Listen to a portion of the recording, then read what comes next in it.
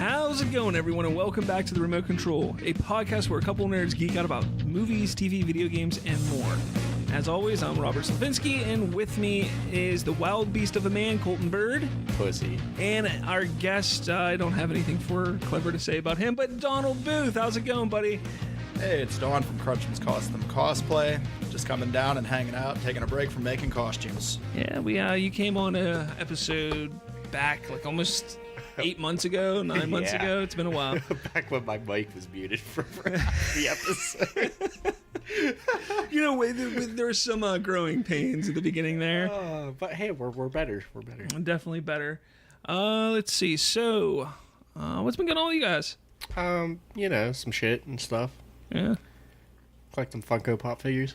You're a little obsessed with those Funko Pop figures right now. And I think in the span of 3 weeks, pretty sure you spent like $400 or $500 on Funko Pops. Nah. Well, somebody's got to keep the company afloat. Right.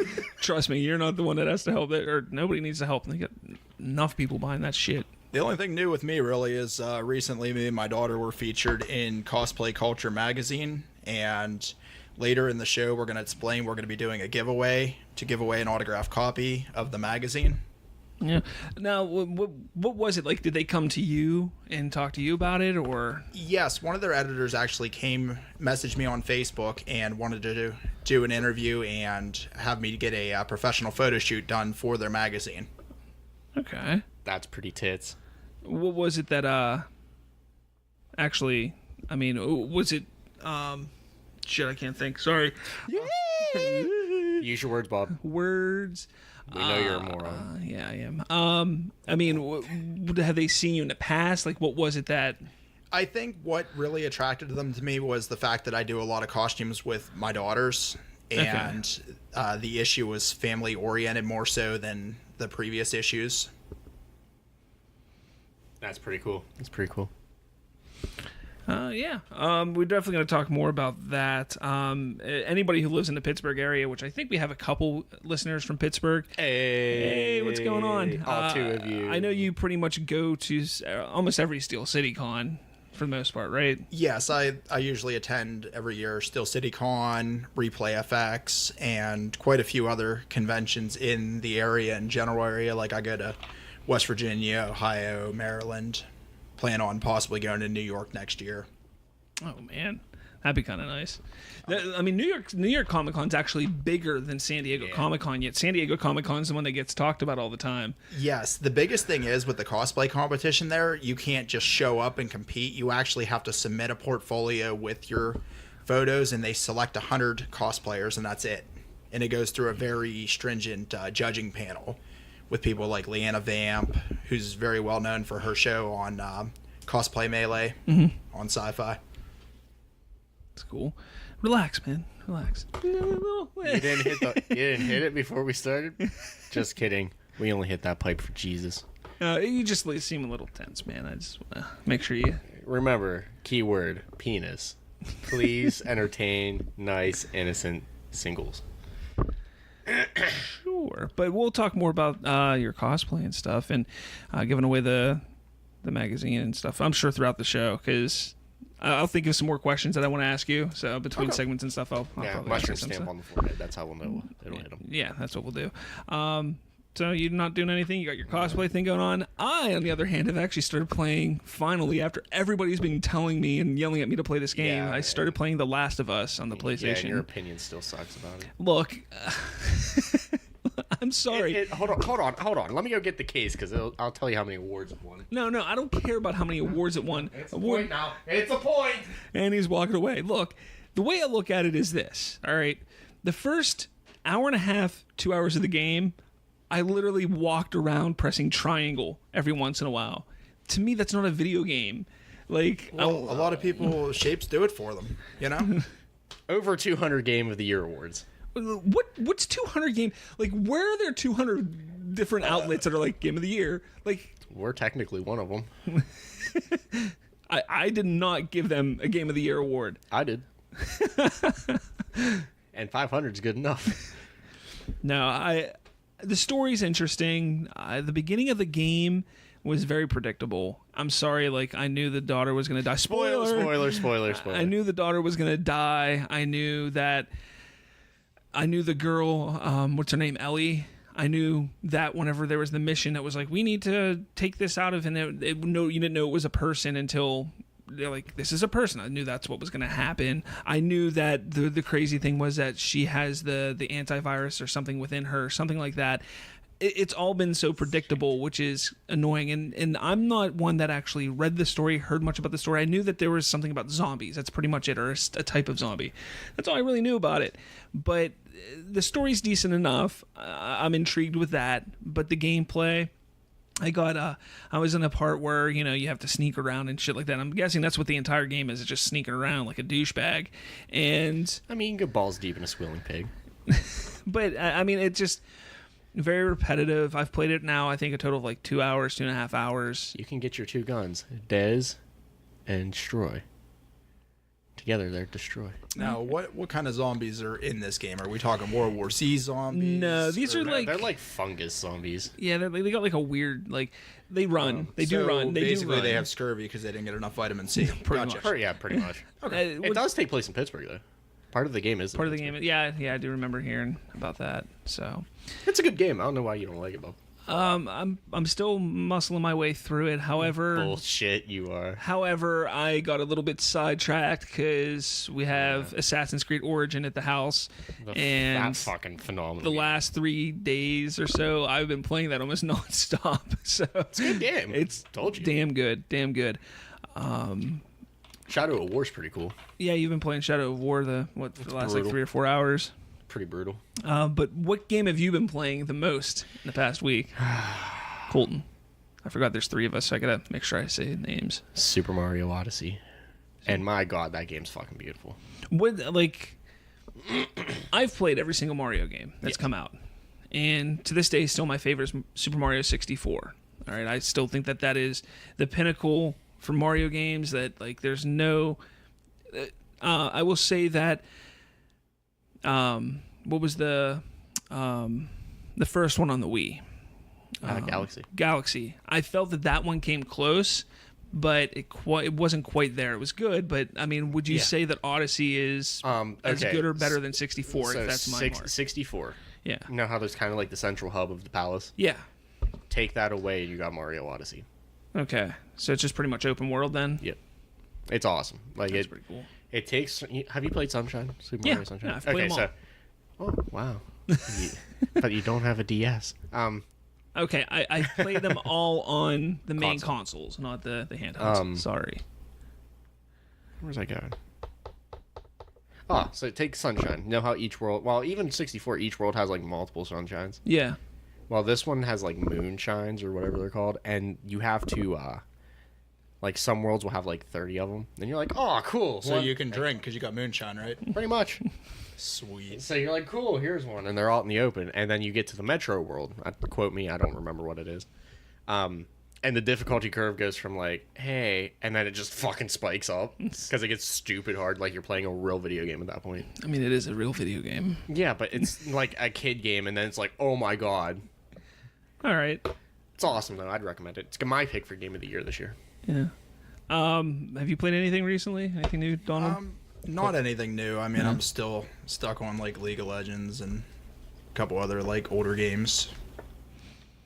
Yeah, I know a lot of people. League of Legends has got some like staying power. So, you go into chemo treatments? Because that community's cancer, man. It is. I will say that community is terrible, but I mean, overall, I do like the game. I mean, you have a bad day at work, you just log on and just wreck people. Go log on and hear how much people fucked your mom. So there's been some other news. I'm going to start with this rumor first, and it's What's interesting. the rumor? Well, it was found on 4chan. I'm not somebody who goes on 4chan much, but I found this on 4chan. There was a guy who stated that there will be a Superman game on the way from the creators of Batman Arkham, the Batman Arkham game. So Superman with that kind of gameplay, I think could be really cool. That'd be fun. Now, the company that makes it is Rocksteady. Now, there could be a reveal as soon as this week with this week's Game Informer, according to the poster on 4chan. Now, that's all well and good, but then on Twitter there was talk. I guess somebody from Game Informer stated that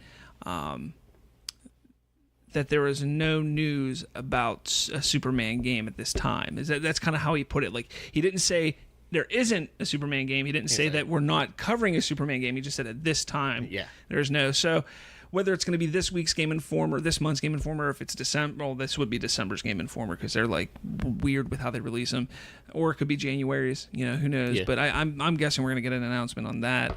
Were you a fan of the Arkham games, Donald? I like the Injustice games the best from DC. Yeah. Oh, Injustice. I like the storyline for Injustice. I'm not a big fighter. I'm not either. You know, game but the fan. storyline, I like the storyline. I've heard the storyline's really good. I've seen some cutscenes and stuff like that, which I thought were pretty cool. But yeah, I'm gonna apologize now. My voice is going. My throat is killing me. So if I sound weird, if I sucking too many dicks, that's pretty much what it is. I think. Yeah. Queese. BlizzCon news. Is that what it's from? This is from? Yeah, you want me to? Yeah, go for it, man. All right. This past weekend was BlizzCon. Teardrop that I couldn't go.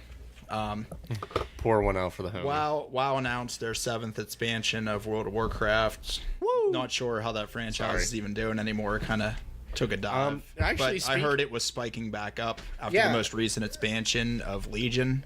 They made a dedicated server to the original WoW. There's a dedicated server. Oh, spoiler.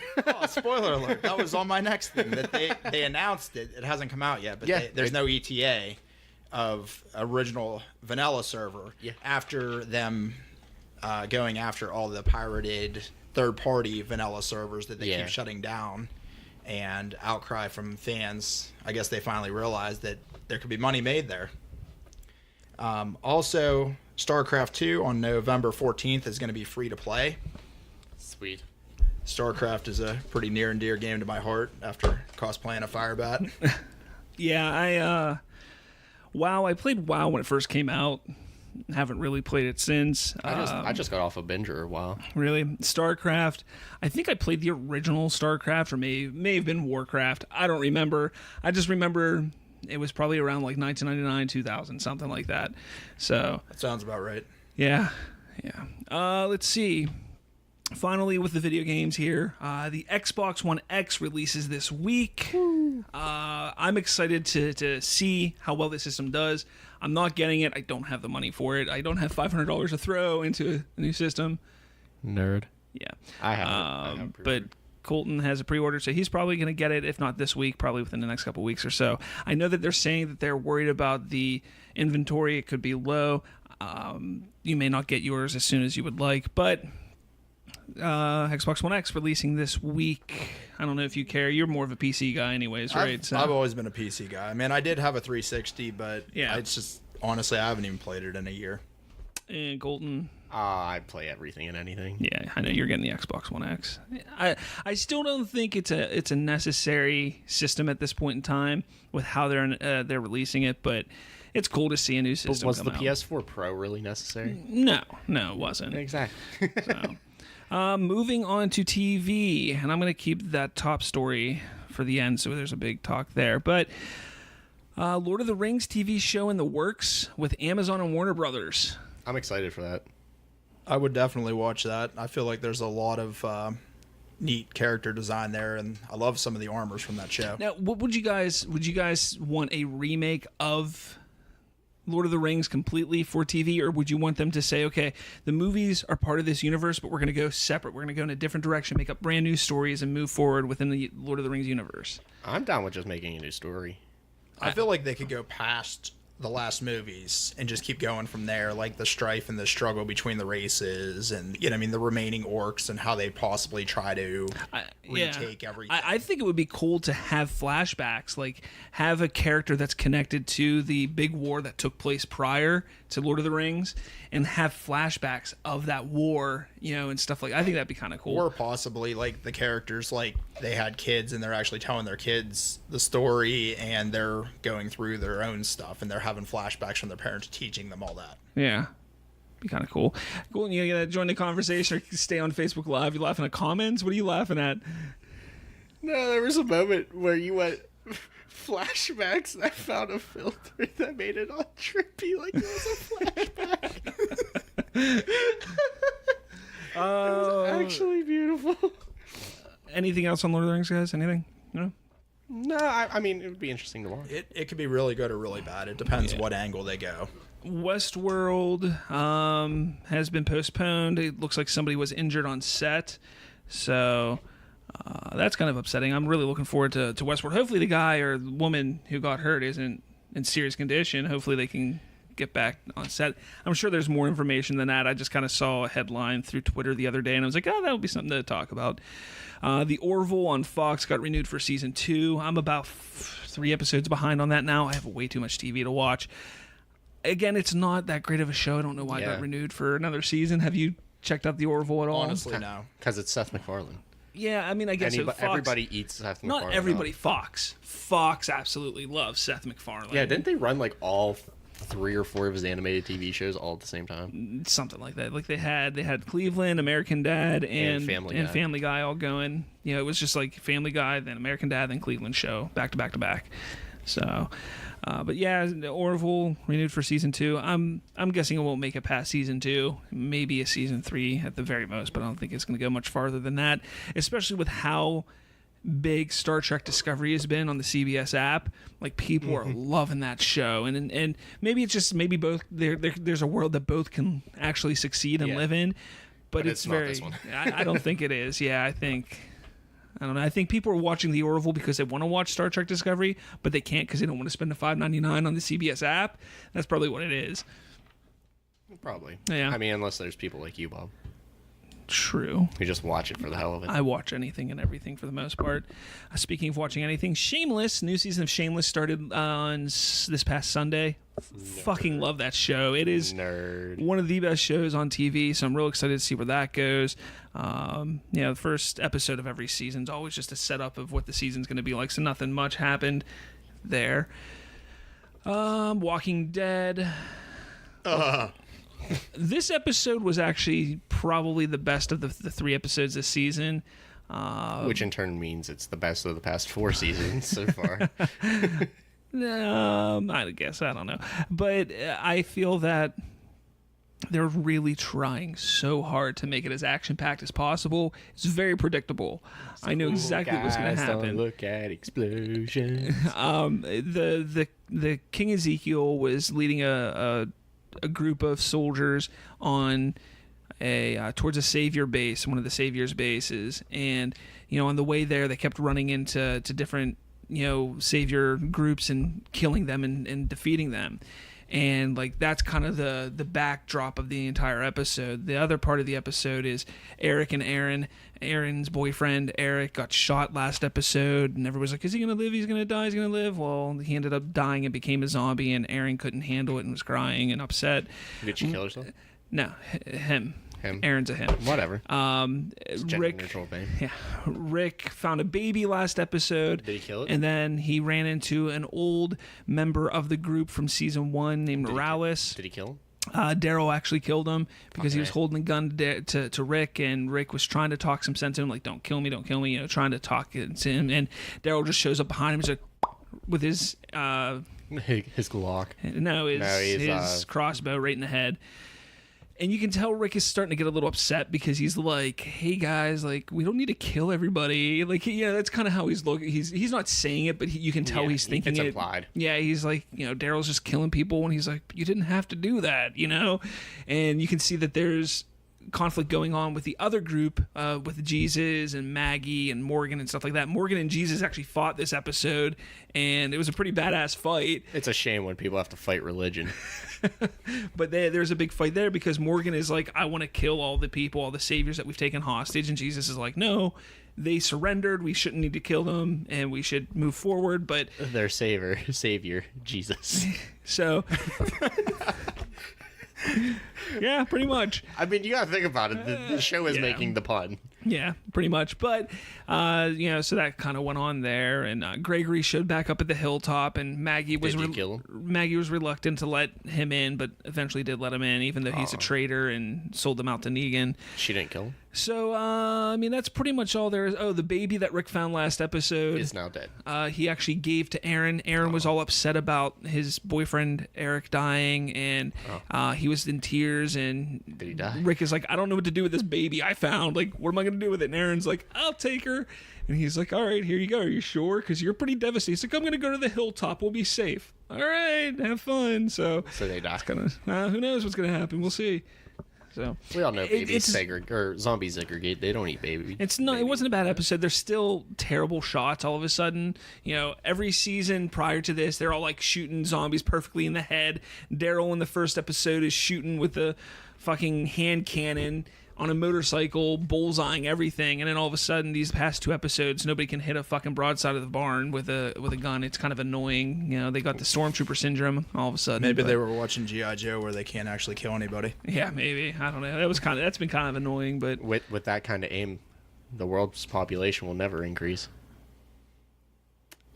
all right. So moving on from there. Can't hit the hole is what I'm saying. Netflix has fired Kevin Spacey from House of Cards, and they will also not release his film Gore that was going to be coming out. I want to talk about this, and I don't want to get too into it because this is a pretty touchy subject. Not so touchy, but it's kind of ridiculous. Okay, I haven't heard about this. So what did he do? Okay, so don't get too excited. This is not one thing to get sound excited over. well, yeah, don't get too As long excited. as it wasn't a Jared from Subway, I'm fine with it. It kind of is. Yeah. Oh, jeez. Yeah. Now, you've heard all the allegations in Hollywood, right? All with Harvey Weinstein. Yes. And even a YouTube, a big YouTube star from Screen Junkies. He was the creator of Screen Junkies. Has been accused of sexual assaulting women who came on the show and who were working in interns. He got fired from Screen Junkies. So this Bill Cosby thing is just blown out of proportion. I mean, it didn't start with Bill Cosby. It actually started with the Harvey Weinstein thing, and it kind of like blew up from there in the past few months.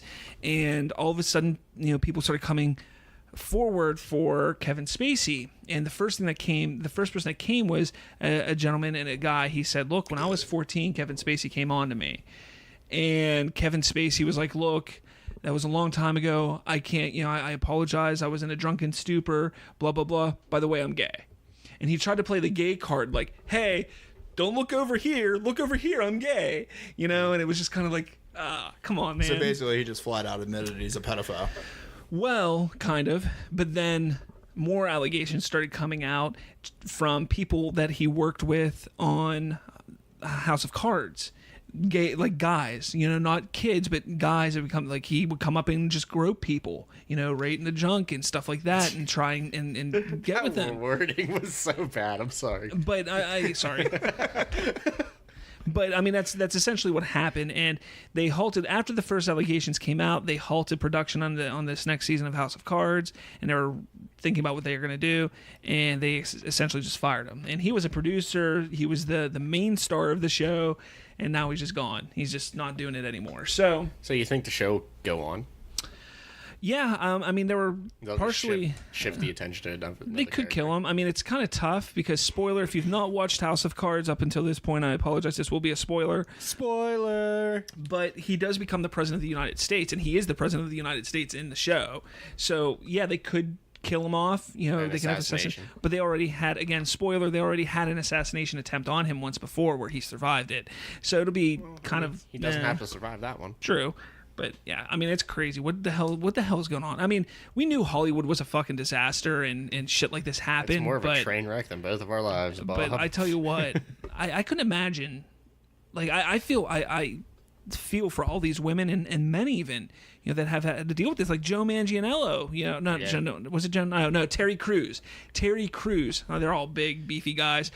Terry Crews had to deal with this shit, like there was producers, guys, filmmakers that would come up to him and grab him and insinuate that they wanted to be with him. But my question is, why did they wait so long to come forward? Is it they're more worried about their career and making money? I mean, they look at it like this, like, I mean, we're in a bit of a different type of scenario. Like, all three of us work in the same place. If somebody came up to us and said, hey, you are, like one of our managers came up like, hey, you want to, you want to get this promotion, you got to sleep with me, or hey, and they touch you. If something like that happened to us, we would just automatically go, hey, HR, this is what's going on. That person would be fired. And then HR would tell them, and then we'd get retaliated against. But in Hollywood, it's a little bit different because you have these huge movie producers. Before you go on, I want you to know that if it was a chick, I probably would do it.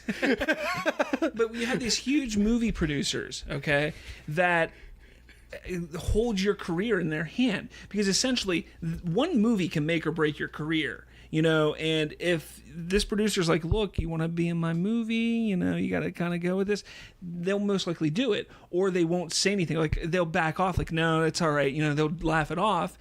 And the producer will laugh it off also, or the filmmaker, whomever, will laugh it off also. That way, there isn't any retaliation. They're not going to go full hard at on that idea, and the movie will get made and stuff like that. They fear that if they go and tell somebody, they can't get that movie, their career won't be made, they won't have a job, that kind of thing. And that's the problem. And nobody should feel that way at all. Women, men, children, it doesn't matter. They should not feel that way. So that's the kind of thing that's been going on. That's why people don't say anything, and it sucks, because for the longest time they were afraid of these people because they had so much power. They held so much power in Hollywood that at the snap of a finger, a person's career could be over, and not anymore. That's what's changing, which is good.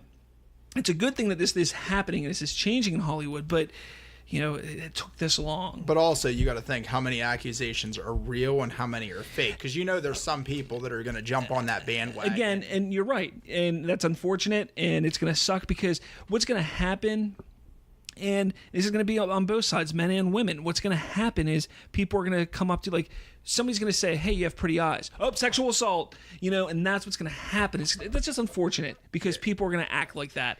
But, Bob, thank you. Oh, you're welcome. But that you gave my heart a heart on. That's what's going to happen. An affection erection, if you would. What worries me a little bit is I think Hollywood could suffer from this.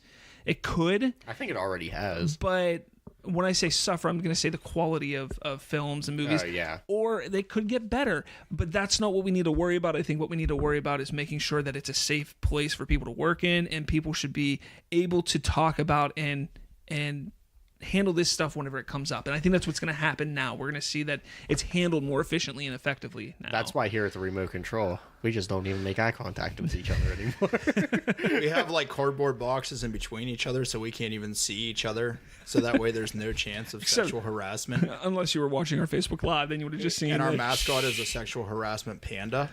Yes, he has a little of those circles with the lines through them on his nipples and his private parts. Yeah. Sensor bars. Yes. No, that is our mascot. Just a giant sensor bar. I'm gonna quickly go through the CW Arrowverse. Supergirl was a decent episode. There was a cult of Supergirl. There's a cult of people who were into Supergirl and felt that if they were saved by Supergirl, there was a reason for it. They were holding her up as a god, kind of, which I really like that aspect of it, because that's what they've done so well in the film verse of making Superman like a god. So yeah, because I remember the guy that spray painted the statue, is not a god. Yeah. There was that whole ordeal with that dude in the wheelchair. And and again, the film verse did it perfectly.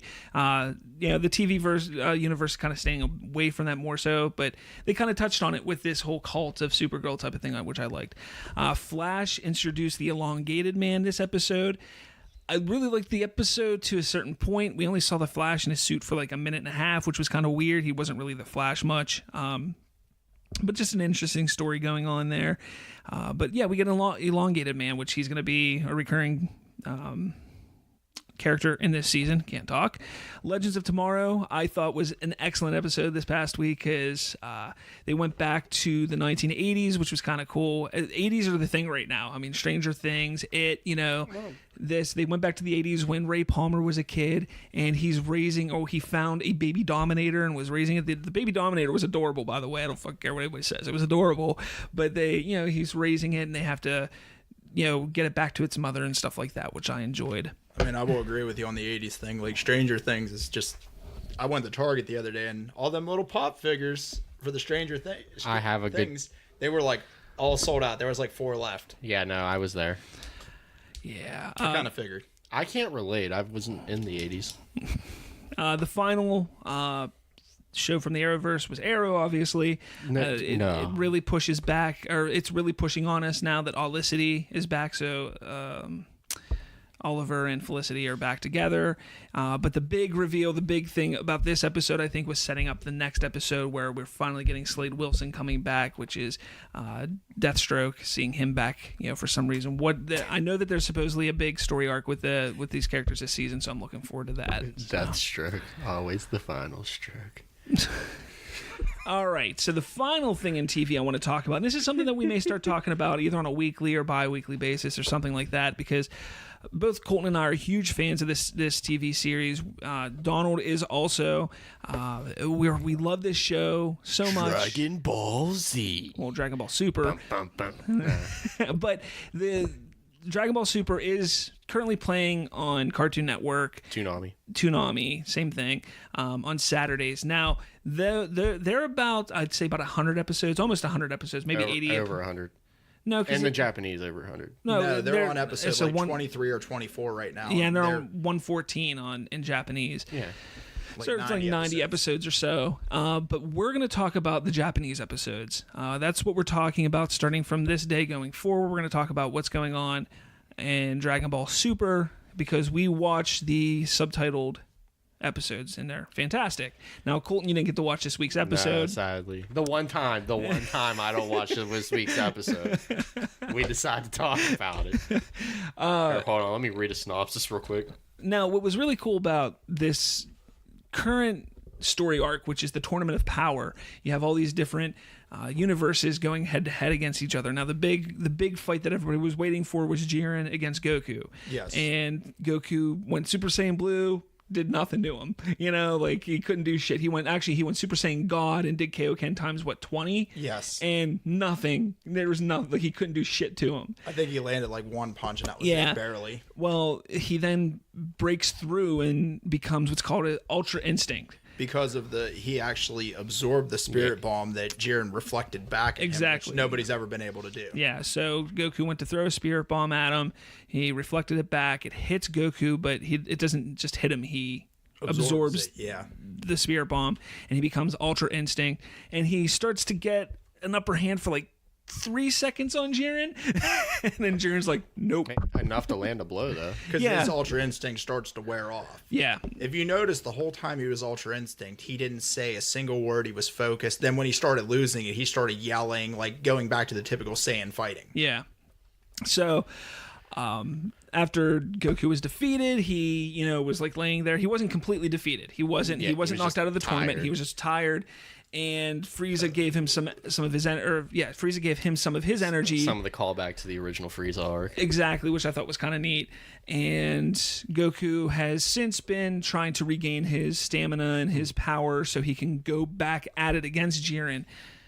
What I thought was interesting, whenever Goku was there, Vegeta came over to him and said, "What happened?" Oh, yeah. He was very calm, not like the typical Vegeta you see where whenever Goku breaks through to a new level, Vegeta's usually angry or upset that Kakarot has beat him and got further than him. But I feel like Vegeta's been holding back this whole tournament. Yeah, I definitely think that. I think Vegeta has already hit Ultra Instinct. I think he's going to be able to pull it out at some point. I'm glad we went there. I just read a theory about the power of his frustration, how he gained his Super Saiyan form from frustration. So people are now speculating he's getting either a new transformation or he's getting Ultra Instinct or something crazy like that. Then another thing about the Ultra Instinct I wanted to bring up is during the fight with Jiren, there was 2 comments made. I'll go first with Gohan and Piccolo saying that they couldn't even see what was going on, and Vegeta's like, I see it with my own eyes, I don't believe it. Then shortly after, Whis says, I don't know about this heat. And then Jiren references the heat, saying, this heat, this is your limit. So there's something with the heat with the Ultra Instinct. Yeah. Melts the body. Yeah. But anyways, after Goku and Jiren fight, Goku's kind of just like, trying to, like I said, regain his stamina and everything after Frieza gave him some of his power. And, he ends up eventually fighting 2 Saiyans from Universe 6. What's their names? Kale and Kafala, yeah. And he's cauliflower. Yeah, basically. And the one is basically a female version of Brawly. Kale is a female version of Brawly, yeah. And they start fighting in Goku, and now Kafla is all about like, look, I want you to show me how to become a Super Saiyan 3, because she can go Super Saiyan 2. Yeah, she which just is bullshit in and of itself. Yeah, but she wants to go Super Saiyan 3, and he's like, all right, fine, this is a nice warm up. So he starts fighting her, and then eventually both Kale and Cauliflower start fighting. Cauliflower, whatever. You did it again. It's in your head. I win. Yeah, but I win. They start, the three of them are fighting, and at one point Goku does go Super Saiyan 3, and they're like, oh, that's what Super Saiyan 3 looks like. He's like, yeah, but you got me here too quickly. I'm not, I don't have enough power to do this, and he powers back down. And, they start fighting now. At this moment, Kale goes Berserk, which is basically the Brawly, the legendary Super Saiyan form where she goes Berserk. Yeah. But all of a sudden, she's able to control it. Cauliflower is like, starts talking to her, and she somehow controls her ability to be Berserk, and she's not Berserk anymore. She's a legendary Super Saiyan with under control. And, they start fighting Goku again. And does Goku, I can't remember, does he go to God? Yes, he goes the Red God form. Yeah, he goes to Super Saiyan God, and he starts manhandling them both. Well, then there's a moment where, in this past episode, where he has them on the edge. Like, You think they're going to get eliminated because he does a Kamehameha wave. He does a huge ass Kamehameha wave, and all of a sudden, the Kamehameha wave hits, and I'll take it from Vegeta's perspective. The Kamehameha wave hits, and then all of a sudden he just stops and looks because there's a spike in power. He's like, what is going on? Like, that power. And you find out that Kale and Cauliflower have fused with the fusion earrings. They were given to... I'm going to look this up real quick. Against the rules. Yeah, obviously. which should be against the rules, so it'll be interesting to see what happens. Now, are the earrings against the rules, or was it the other fusion form? Items are against the rules. Okay. But in the past, the smaller tournament... Bless you. I'm trying to think of the little guys, the Emperor's names. Zenon and... Yeah, I can. Okay.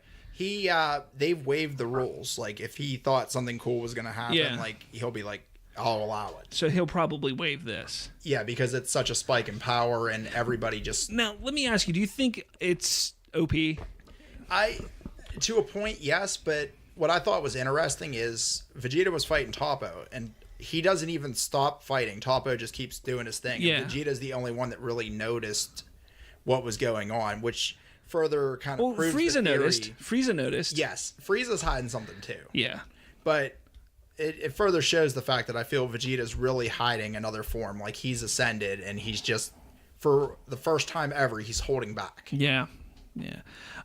Sorry, I'm watching it right now.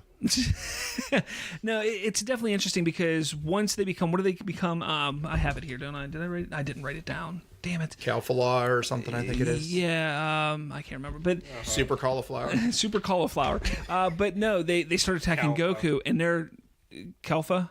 They just the crap out of him. They're destroying Goku all of a sudden, and to me that's just like, he's Super Saiyan God.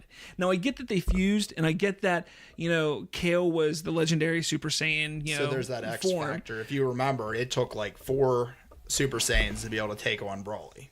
Yeah, true, but that's Super Saiyan. That's regular Super. This is Super Saiyan God. This is drastically stronger than 4 Super Saiyans, in my opinion. I just think it might be something with the fusion and the legendary Saiyan. That boosts it. I agree. I just feel that it was a little OP. Like I don't know. See, I don't feel they would have been able to regular fuse because they couldn't get their power levels aligned. True. Oh yeah, true. But I mean, it's definitely been an interesting series. I mean, there's 21 minutes left.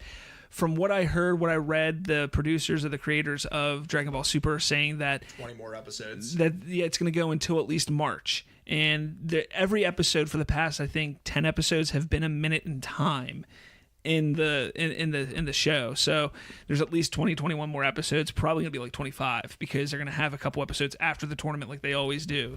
I'm most interested in seeing Jiren's backstory. I personally feel he was a destroyer god that stepped down, and I will stick to that theory. So what do you guys think about we're going to assume Universe 7 wins the tournament and gets the Dragon Balls, and Goku holds his end of the deal and Frieza gets brought back to life. Damn, that was a lot. And obviously, they're going to be on power levels with Beerus and Whis. Who do you... or Beerus and Kaya. Supreme Kai. Supreme Kai. There we go. Okay. Who's going to become the new god of destruction, and who's going to become the new Kai? I mean, The god of death and the god of life. I mean, if they go that way, I think it's going to be. I think Frieza's going to go god of destruction. I think that's where he's going to go. And Goku, they're going to push Goku to become like another Kai, like one of the new Kais. But I think he's not going to want to do it because he won't be able to do anything then. Like he loves fighting. He loves going out and doing that kind of stuff. He loves being the protector, and he wouldn't really be able to do that at that point. I honestly see Goku actually making a wish where he can train with Jiren or something like that. Gohan? That'd be kind of cool. I could see Gohan becoming like a... But do you think like they shit on his character, basically? They have. Like, he has become one of the irrelevant characters. Unless he has a breakthrough real soon. Because, I mean, whenever he gets, like, almost going to get his ass beat, like, he kind of has a breakthrough where he has that inner rage that comes through. We haven't seen that for a long time since pretty much Cell. I do like that about his character, though. Like, all the pent-up rage, they, like, use the kid aspect of his personality to, Yeah. There's my stomach dying, by the way. That's what happens when I eat too many mushrooms. What do you guys think? Last thing. This is the last thing we're going to talk about Dragon Ball Super, and we're going to move on. How do you think? What universe is going to win, and how do you think they're going to win? Start with you, Donald. I honestly, as stupid as it sounds, I feel like Jiren's universe is going to pull it out. Okay. But I don't think he's going to wish for anything bad or anything like that. Maybe his race back, because there's a theory that his race got eliminated, and that's possibly why he's fighting this tournament. What do you think, Colton? I'm gonna say it just because I know it's gonna happen, because it's the storyline of Goku and Gohan and whatnot. Universe 7's gonna win. But I mean, there's going to be other universes that have fighters surviving. They're just going to win because they have the most still in the ring. I think that's what's going to happen. I think you're going to have it's going to be Jiren, and what's going to happen is Universe 6 is going to come down to one. It's going to be one because they're fused, and they're going to be one, so they're going to count that as one survivor, not two. I think that's what's going to happen. They're going to have one. I think Jiren's going to be the only one surviving. What universe is he again? He's 5? No, what? I don't remember. 4 maybe. 4, okay. But I'm really disappointed also in the Tournament of Power, the fact that like 17 and 18 have done pretty much nothing this whole time. Well, 17 had he had his episode. But I'm saying, like, every time they show him, they're just sitting back, like they're I haven't seen. I mean, it's a good strategy. But... Yeah, it's not necessary. If you don't have to fight, don't fight. Yeah, I mean, Gohan and Piccolo. I mean, they've been in a few fights here and there, but for the most part, they're sitting back and just holding people away from Goku, essentially. Everybody's protecting Goku. Yeah, and that's definitely a good plan. If you protect Goku, You protect the Gooch. At all costs, protect the Gooch. You gotta protect the Gooch. You need 9 people to protect the Gooch at all times. What you guys don't see in that live video is there's 27 people in Bob's living room ready to protect our Gooches at the drop of a hat. They are armed guards ready. They will give their life for our Gooches. But even like Frieza took out Kappa, and Frieza taking out Kappa, I think, was a preemptive move to protect Goku. And even Vegeta, he's been fighting some of the other people from Jiren's universe. And again, I think it's to protect Goku. It's all about protecting Goku. Now, I do agree that there is something more with Vegeta. I think there's something more with Frieza as well. I think those 3, Goku, Vegeta, and Frieza, will be the lone survivors from Universe 7. Now, let me ask you this. Now, the way it was worded for the Tournament of Power, like the winners, does each winner get a wish, or is it only the people that actually win? I think the universe. So it's like you get... you get a wish, what is it? Is it one wish? Yeah, it's one wish. Yeah. So they promised Frieza the wish? Goku did. I don't think they all did. No, Goku promised to bring Frieza back to life if they want. So maybe it's the winner will get to make the wish. I think the whole idea is... I can see Frieza actually eliminating his own team members, like just staying back, keeping full strength, and just trying to knock people out. So if he gets the wish... He could just wish himself God of Destruction or, whatever he wants. Yeah. I am New Xena. Worship me. I will put you in volcanoes. Exactly. What is interesting, though? I do like how, Hit was eliminated. I like how Hit was eliminated. I forgot to bring that up. That was a cool episode there. It shows that, Hit was, a god basically up until that point. And he was the strongest member of Universe 6 prior to this. Yeah. Against the rules fusion, I will say. Yeah, and he just got like thrown to the side like it was nothing. Yeah. And that and how they eliminated Frost, like they erased Frost altogether. Yeah, which is nice because he was annoying. Yeah, like when he I missed that part. How they when he who eliminated him? Frieza. Yeah, Frieza eliminated him because they were on side. He betrayed him. Yeah, and then when he was out, Frieza was talking shit in the ring, and he went to attack from outside the ring, and Xeno just erased him. I've seen where Frieza eliminated him, but I missed that part where... Yeah, he just gets, like, erased. I mean, I will say that was one of the best strategies I've seen in the Tournament of Power on Frieza's part. Even then, they showed a new form there with Frieza. The I don't know if it had a name, but he was like bulkier in his final form. It wasn't like Frieza 100% full power. It wasn't Gold Frieza, was it? I can't. No, I don't think Frieza it was reached almost. It, It was Frost almost like had it. Oh, Frost. Okay. It was like Super Saiyan 2, where they were super bulky, but it was Frieza like that. Oh, okay. Frost Yeah. got- All right. Oh well. But it is interesting to see a new form. Dragonball Super. Been Yeah, excellent there's a so little far. tidbit. We can get really into this. Yeah. We definitely went a little bit there, but I'm gonna move on to films now. Some interesting things came up. I thought this was really interesting about Jason Voorhees. The Jason Goes to Hell director has clarified that Jason Voorhees is actually a Deadite from the Evil Dead films. That's interesting. I like So he goes, "It's not like I could tell New Line Cinema my plan to include the Evil Dead because they don't own the Evil Dead. So it had to be an Easter egg, and I did focus on it. That's a whole scene that includes the book, and I hoped would get it and could figure out that's what I'm up to. I hoped people would get it, and that's what I was up to. So yes, in my opinion, Jason Voorhees is a Deadite. He's one of the Evil Dead. Now, do you see a chance in the future of possibly like a cross universe? It would probably cost money. I would say that. Wasn't there was a movie I think in the works that was Freddy versus Jason versus Ash years ago. Ash is the character from Evil Dead, but it got canned. I mean, this could possibly stir up. I think this may be all a ploy to be like, let's see what people think. Let's see if they want to see this. So we could, just revive because we the know Dead Bruce film. Campbell is all about being Ash because he's in the show Ash vs. Evil Dead, and it's getting decent ratings. So, just keeping with the horror aspect, it is making an Oscar push. Is it really? Yeah. Awesome. Who is it? Bill Skarsgård. I don't. Or is it just Best I'm not Picture? sure. I don't know what they're gonna go for. Maybe best. It can't be best original screenplay. So I don't know. I don't know what they. I don't think it could win movie of the year. It'd be cool if it got nominated. I could see it being nominated, but there's been a lot of good movies out this year. How many of recent memory though? Well, this is the time where the Oscar push happens for films. So you got the Showman or the greatest Showman alive or whatever that's called. You have that Daisy. I still think, Murder on the Orient Express. I still think Logan is going to get a Best Picture nod. I think Wonder Woman will as well. I think we're going to see 2 comic book movies in nomination for Best Picture. So I think that's kind of cool. So it could make it. I think it should. I think it'd be kind of cool. At least get a nomination. I'm not going to say it's going to win, but. And then finally, Ridley Scott says the Beast has almost run out when talking about the Alien franchise. He's talking about the Xenomorph. He thinks that it's played out. What do you think, Colton? He's not wrong. You think it's the Xenomorph that's played out, and it's not the poor handling of the franchise? I will. Yeah. Let me rephrase my answer. That franchise has just been used and abused.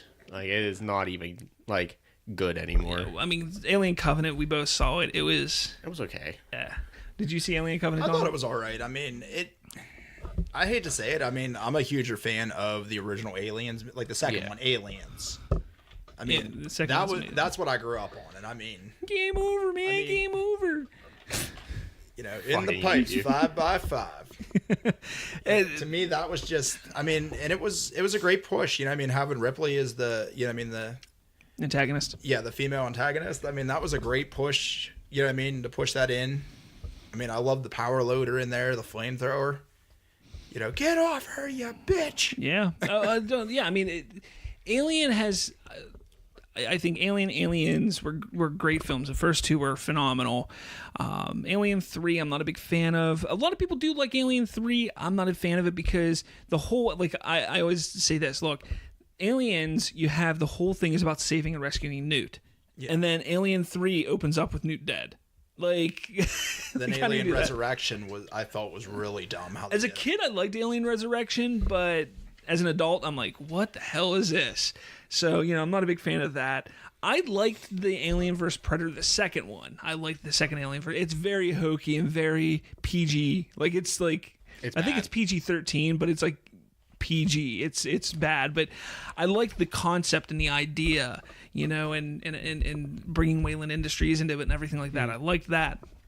I liked Prometheus. I really liked Prometheus, but Alien Covenant, I just felt it wasn't that great. It was decent enough. I just didn't think it was that great. I mean, I feel Prometheus was good because you needed to understand where the aliens came from, and I feel like that was at least somewhat of an origin story. Mm-hmm. Movie boot? Yeah, maybe at some point. Definitely. That's the thing. I mean, Alien, I think if put in the right hands, you had Neil Blomkamp that was ready to make this badass Alien sequel to Aliens. So you would have had Alien, Aliens, and then Neil Blomkamp's film. But because Ridley Scott was like, no, I want to make Alien Covenant, they're like, well, sorry, Neil Blomkamp, you can't do your thing now. Yeah, sucks to suck. It's now done. Like, it's not going to happen because Ridley Scott just pulled out his big dick and was like, nope, this is mine. Suck it. Exactly. So. Ow. Fuck. Before we get into comic book film news and such, George A. Romero's son, Cameron Romero, is going to make a prequel to the classic Night of the Living Dead called Rise of the Living Dead. Yes. Now, I think this is a great thing where he's picking up his father's legacy, and I really feel that, like, for this franchise, they actually need to kind of explain how the virus happens. I mean, because in the original Night of the Living Dead movie, they said it was possibly caused because of a comet coming close to Earth. You know what I mean? There wasn't really a clear reason, but I feel like a lot of people strive to understand, like, why the infection's happening. Mm-hmm.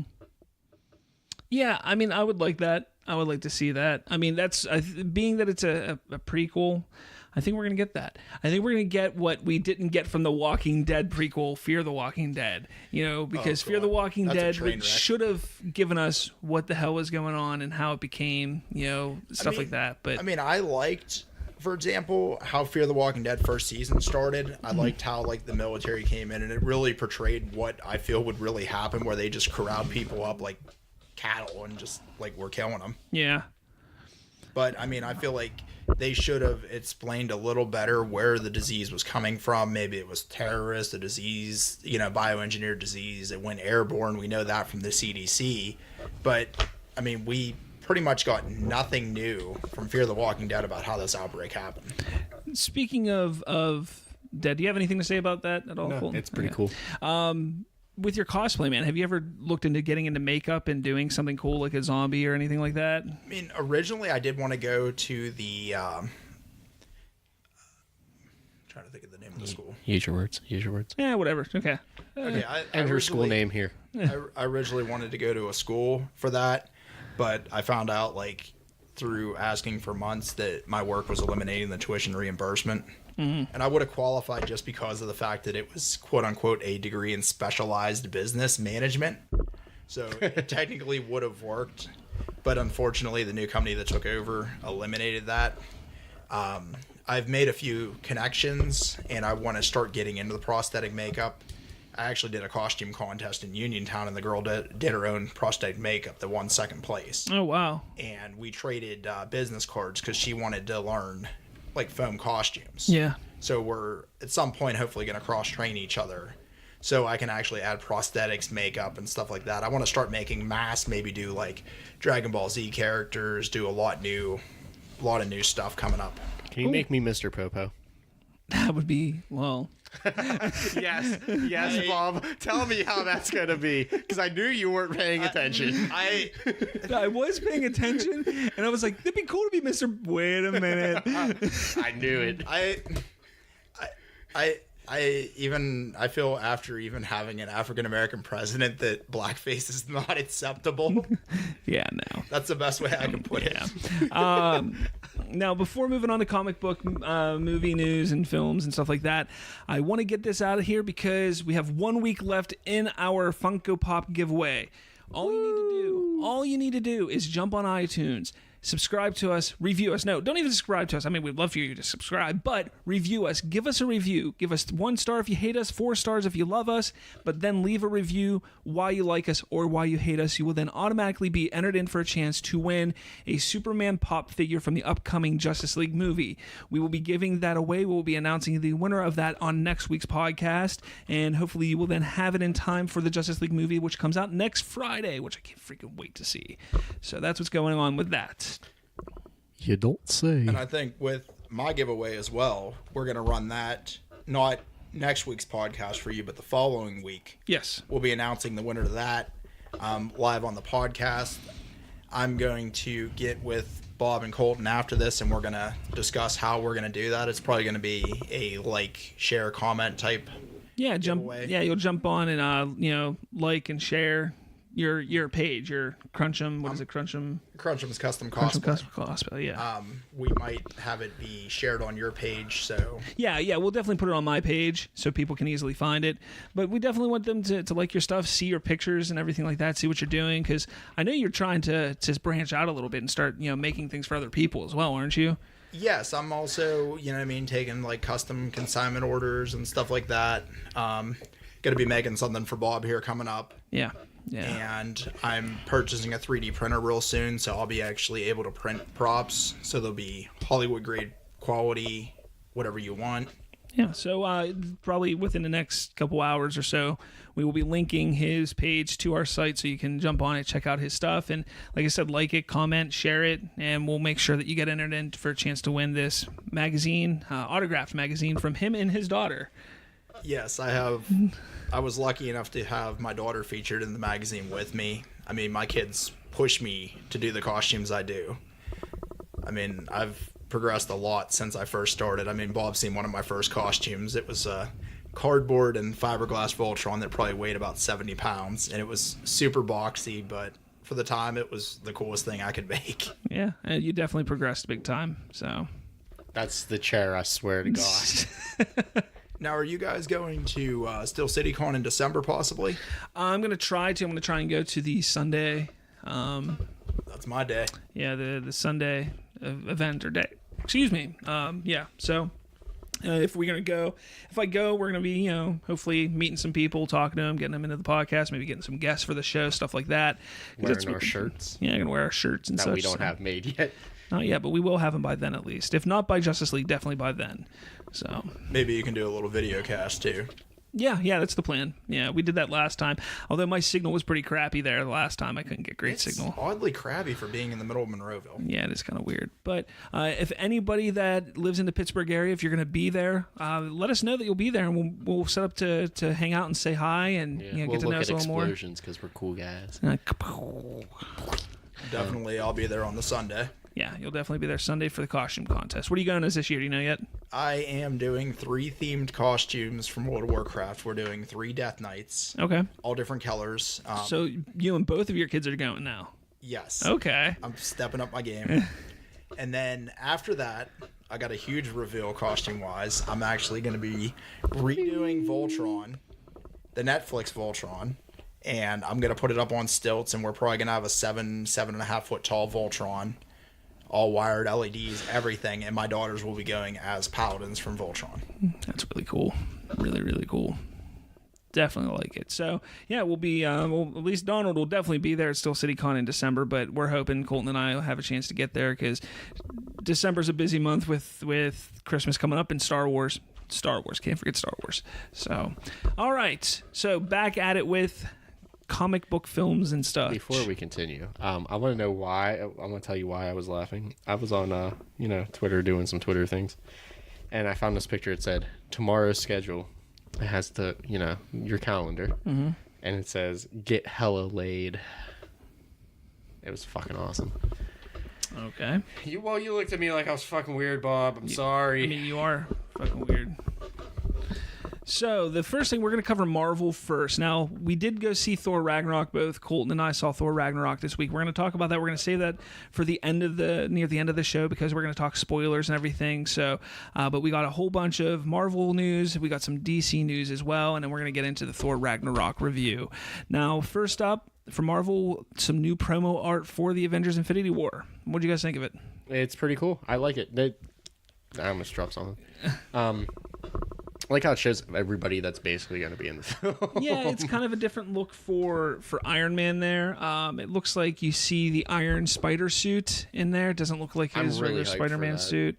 But you do. You see everybody. You see Loki. You see Thor. You see Groot. You see Star-Lord, plus all of the regular Avengers, So I'm looking really forward, and then Thanos right in the middle, of course.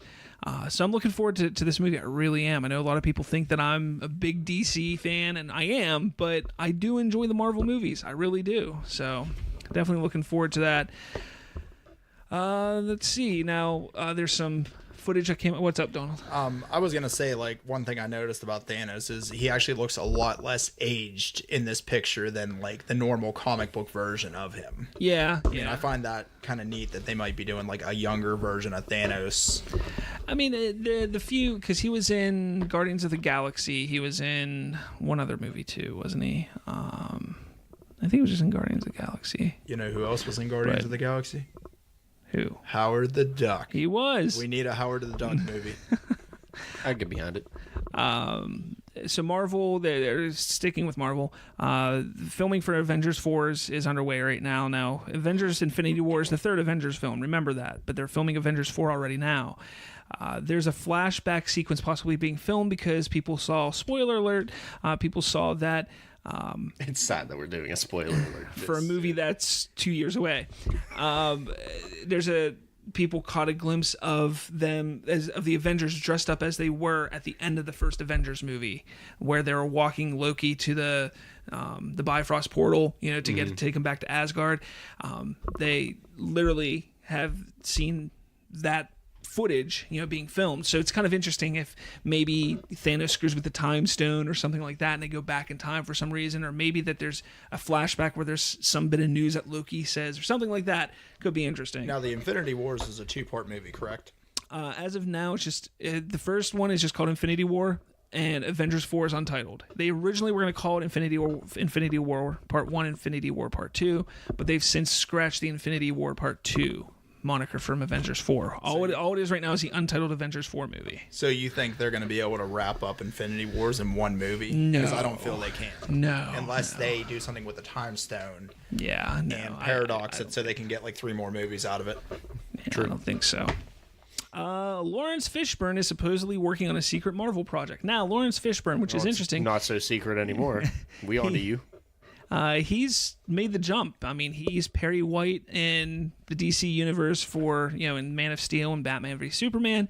He's now made the jump to Marvel, which he's actually, this isn't the secret part. He is playing a role in Ant-Man and the Wasp. He's playing Bill Foster, which is one of Hank Pym's assistants. Now, Hank Pym, obviously, I think this is going to be more of the younger Hank Pym, so Bill Foster will be playing from a flashback or an older scene or something like that. But Bill Foster was also known as Black Goliath in the comics. He was also one of the Giant Mans in the comics. So could they be maybe the secret project be moving in that direction? Well, this is what Lawrence Fishburne has to say. I've got Blackish going on, which is a TV show he does. I'm developing something else for Marvel that I can't talk about. It's going to be really cool. It's going to change the world, we hope. And he laughs. I went to Marvel and pitched them something that really couldn't work out. There was a lot of legal and red tape that just was something they couldn't work out. But then they came back to me with the offer for Ant-Man and the Wasp, and then they said, hey, what do you think of this? And I went, oh yeah, that? Yes.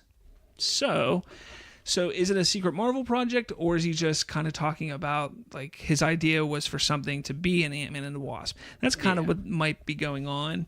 Who knows? We'll see what happens. But that's all for Marvel news. Woo. Jumping to DC. All right. Wonder Woman is now the highest grossing superhero origin movie. Did anybody not see that coming? No. I mean, Wonder Woman is fantastic. I think it surpassed the first Sam Raimi Spider-Man. That was the highest grossing, and this is domestically, I think. So, yeah, that's all. You haven't seen Wonder Woman yet, Donald? I've watched most of it. I probably got about 60% through it. Then, so my daughter kind of fell asleep, but my 3-year-old absolutely loves Wonder Woman. It's like Wonder Woman, everything in her room.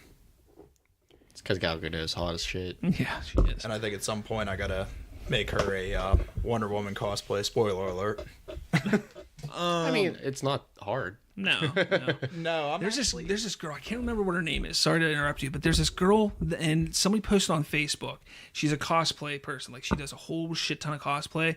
She did Wonder Woman, and goddamn, does she look exactly like Gal Gadot. Are you talking about the Injustice Wonder Woman? No. She did Wonder Woman from Wonder Woman. And she looked exactly like Gal Gadot. The only thing is she's like 5'4", and Gal Gadot's like 5'7" or something like that. So she's shorter, but holy shit, does she look amazing. Let me bring up a picture real quick. You're gonna appreciate this, okay? While you guys talk about something. While you're doing that, were you gonna show me anything? No, I accidentally turned on my screen. Dacre Montgomery, could he be cast as Nightwing? He tweeted out a picture of Nightwing the other day insinuating this to be the case, but he then quickly deleted the tweet. Now, this isn't the first time we've heard about an actor tweeting a picture of a superhero and then them not actually being that superhero. Armie Hammer did it at one point. That's all right. I don't think that's that good, though. Well, I'm saying that. I'm sorry. Stopped your whole sentence. I'm not gonna say who that is, but that's kind of the Wonder Woman I want to do, like the actual Injustice Wonder Woman. I like it. But anyways, Dacre Montgomery, you will know him. He was on Stranger Things 2. He played Billy. Was not Billy. No. What was Max's brother's name in Stranger Things 2? Anyways, if you don't know, on the dot here. Yeah, if you didn't see Stranger Things 2, he was also in the Power Rangers movie as the Red Ranger Jason. I still never got around to seeing that. I am all for him being Nightwing. I think it would be fantastic. I think he's a good actor. I'm not saying he's a fantastic actor, but I think good enough. He's the right build. He has the right attitude. I think he would do really well as Nightwing. The only thing is Adam McKay, the director of Nightwing, who's also writing it, has said, we have not started casting for the Nightwing movie. It's like, bruh. And when he said, when we do, we will let you know, because we're going to be searching the entire world for the right Nightwing. Maybe Dacre Montgomery was kind of just like, hey, I want to be Nightwing, and that's kind of was his way of doing it. Maybe not, I don't know, but maybe we're all being bamboozled. Maybe he was cast and they're just not allowed to say yet. Who knows? We will see soon enough, I'm sure. Speaking of actors in DC movies, we have Mark Strong in talks to play Shazam villain Dr. Sivana. Now, in the comics, Dr. Thaddeus Bodog Sivana was introduced as a mad scientist type villain. He went on to become Shazam's arch nemesis. The more recent incarnation within the New 52, he turns to magic in an attempt to save his family and winds up forming an alliance with Black Adam. There's a pretty good chance that version won't form this big screen take on Sivana. So we'll probably see more New 52. That's kind of what they've been doing. A lot of these characters have been the New 52 versions with slight, callbacks to their older versions, but most of them have been New 52. I don't like how they stray from the comic books a lot on some of the stuff. Like, for example, the Batman versus Superman film. Like, Lex Luthor created Doomsday, or created Brainiac, then Brainiac created Doomsday. Well, Lex Luthor never, or did not create Brainiac. Brainiac is a computer system from Krypton. Now, you're a computer system. Maybe. Now, there are some iterations where, it's Doomsday was a creature created on Krypton, and some is an iteration that Brainiac created Doomsday. There's different ways to look at it. I'm okay with switching and changing things up because we have the comics. We have that already. Why do you, like I always say, why do you want an exact replica, exact copy of what the comics is doing? I don't get that. Yeah, I know the source material is great and the source material is fantastic, but didn't we cover this? Yeah, we've covered this, but it would be let the director, allow a director or movie maker to say, I like this, I like this, I like this. As long as it fits together and works well, why not? And you can sit there and say Batman vs Superman didn't work. I think it did. I thought it was a decent movie. I'm not gonna say that it's in my top 10 by any means, but I mean, it is a movie that I've watched 2 or 3 times. Yeah. But Bob. No, I'm fine. He's allowed to have that opinion. Pulls back the chain. He's allowed to have that Pulls opinion. back the chain. Okay. But I mean, I just feel like there's some franchises where it hasn't worked, like the X-Men movies. I mean, they wreck. completely fucked up the Dark Phoenix saga with X-Men 3 Last Stand. I feel like that could have been its own movie, just Phoenix Saga. They're trying to retcon that right now. So they're trying to, whether they're going to or not, they're trying to retcon that with the next movie called Dark Phoenix. So because I was disappointed with the Apocalypse movie. Like, so was I. Been... But the X-Men movies have fallen into this habit of just being the same movie every time. Every single freaking X-Men movie is, well, Magneto doesn't know if he's good or bad. Well, oh look, he's a bad guy. Oh look, he saves the day at the end. Like, that's literally what every X-Men movie is. And it's like, get away. Like, yeah, I love Magneto. Magneto's a cool character. Michael Fassbender as Magneto's excellent. But give us something different. Yeah. You know, like, just give us something just a little bit different even would be nice. So... all right. Shazam also adds actress Grace Fulton in a mystery role. So, I don't know. She was from Insidious Chapter 2 or something like that, or one of the Insidious movies. I don't know. She was in that. Black Adam movie gets a writer. Adam I don't know how to say the name. Wow, that's a hell of a fucking name. Can you imagine trying to spell that? Well, this is how this is spelled. SZTYKIEL. I wasn't far off on the pronunciation, I don't think. Yeah, no, that's just someone fucking... They were like, we like all these letters. Let's make a name. He's actually in final negotiations to pen the upcoming film. He is best known for his duties on the movie Due Date. You said duty. And he also is writing We're the Millers 2. Or wrote We Are the Millers 2. Justice League has been seen by media in the UK. However, there is an embargo on both Twitter reactions and full-out reviews. No idea, no word when those embargoes will be lifted. I'm going to stick with this for a minute here because a lot of people after the viewing, they came out and they were like, hey, saw Justice League, that's all I can say, but I can't wait to talk about it. You know, Dumb. That's kind of what's going on. That's what people are doing. They're saying, you know, they found a way around it to be like, hey, I've seen it. Can't wait to talk about it. That's giving their excitement. That's showing, hey, it's a damn good movie. You know, now obviously it's been, I think, previewed 3 or 4 times now internationally. So I'm seeing less and less of those kind of remarks like, hey, I've seen it, but can't talk about it yet than I did at first. Not worried about it, but I don't know. What do you think? Anybody have anything? Justice League, I think, is going to rock, personally, but... I think it's going to be pretty cool. I think it'll be all right. I mean, I'm definitely... hopefully at some point we see, like, Doomsday return. And be more... Yeah, it's not going to be in Justice League, but I think Doomsday will return at some point. Maybe it will be in Justice League. Who knows? Maybe we'll all be shocked. Like, give us something that we weren't expecting. Like right at the end or something. Yeah, that'd be kind of cool. But I'd like to see him, like, the bigger Doomsday. Well, he wasn't, like, he was evolving through the fight. I understand what you're saying. Like, having all the bones protruding and stuff like that would be cool to see. I agree. Yes, he looked like a cave troll at first. I know. But I would definitely like to see that. I think we will see him again, maybe in Man of Steel 2 or something like me that. When I wake up in the morning.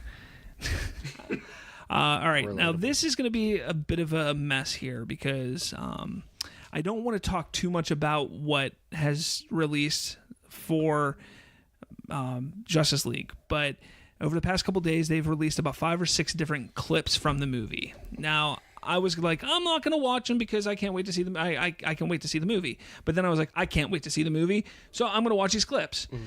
So I'm not going to explain what they are, but each clip is essentially, it focuses on the relationship between a couple different characters. Mostly Batman is in almost all of them, but it's really cool. I am going to talk about one, though, because this next story that I'm going to bring up touches on that. Danny Elfman, who is the composer of the Justice League movie, stated that he is bringing back the iconic Batman theme that he created for Tim Burton's 1989 Batman film. He goes, no, you will not hear a new theme for Batman. You'll hear Batman's theme. Hans has done some wonderful, driving, rhythmic stuff, but there has only ever been one theme, and that is the Batman theme from 1989's Batman. So if you guys listen to this show, you know how upset I was at the idea of bringing back the Superman theme from John Williams, composition from the 70s Superman. Wasn't all for that at all. I'm not happy about Danny Elfman. You look very bored, Colton. No, my stomach's just dying. I was not on board for Danny Elfman coming and being a composer. So I freaked out about it. Obviously, I don't want to hear the Batman theme. I want to hear something new. Why can't Danny Elfman be somebody who's creative and come up with something new? Why constantly be so unoriginal and bring things back? No, I thought they did great with the Wonder Woman theme. Wonder Woman was great, but that was not Danny Elfman. But I'm just saying, like, having a new theme. That's what I mean. Yes, I yes. agree with you on new themes, but I'm saying, like, that was perfect for her. Yeah, absolutely. Now, my problem is that he's not original. Like, he's just not been original. Now, yes, we've heard it last week. We heard a couple tracks from the upcoming movie, soundtrack and everything. The one I thought was decent. The other one was not. Friends and Foes I didn't think was that good because it brought back that old John Williams Superman theme. Thought it felt forced, out of place. Now it could sound better in the movie. So, getting back to it, I was freaking out about the Batman theme and hearing it in this movie. I'm not for it. I'm not for it. I'm not for it. Well, they released a clip this week where Batman, and again, this is the only one I'm going to go over, so if you don't want spoilers, I apologize, but this really isn't that big of a spoiler. We've all seen the shot of Batman on that statue, that gargoyle or skeleton statue. You know, we've seen it in the trailers. Well, this clip starts off with that there, but you see Jim Gordon looking up at him. So Jim Gordon is on a rooftop looking up at Batman, and all of a sudden you hear Batman's theme. And look, I will admit when I'm wrong, I literally got chills. Like, it sounded fantastic. And the moment you see Batman jump off and his cape goes up and he just hits the ground and Wonder Woman is walking right next to him, I was just like, God, I can't wait for this movie.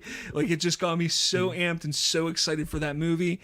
And I hope I'm wrong about the music. I hope it fits perfectly. At least in that moment, that clip that I saw, it sounded phenomenal. It sounded perfect.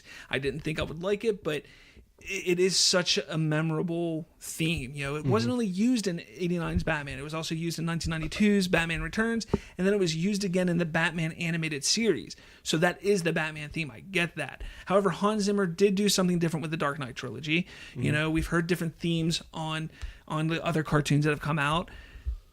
Maybe this is the one time where Danny Elfman's going to just shock the hell out of me and just make a great score, you know, for a film. I'm hoping that's the case because I've been looking forward to Justice League for so long. But at least that one scene that fucking got me, dude. I'm just like, I'll have to show it to you at some point tonight if you haven't seen it. I mean, sometimes you need that nostalgia in the movie. Like, I mean, talking about like the Power Rangers movie that came out, they played the original theme just for a short period in the movie. Very short, yeah. And I mean, when I was sitting in the movie theater, I was like, oh my God. I was like, this is great. Like, I had that flashback of my childhood, you know, before you had a job and life sucked. Yeah. Oh, right. But I mean, there's one other story with Henry Cavill.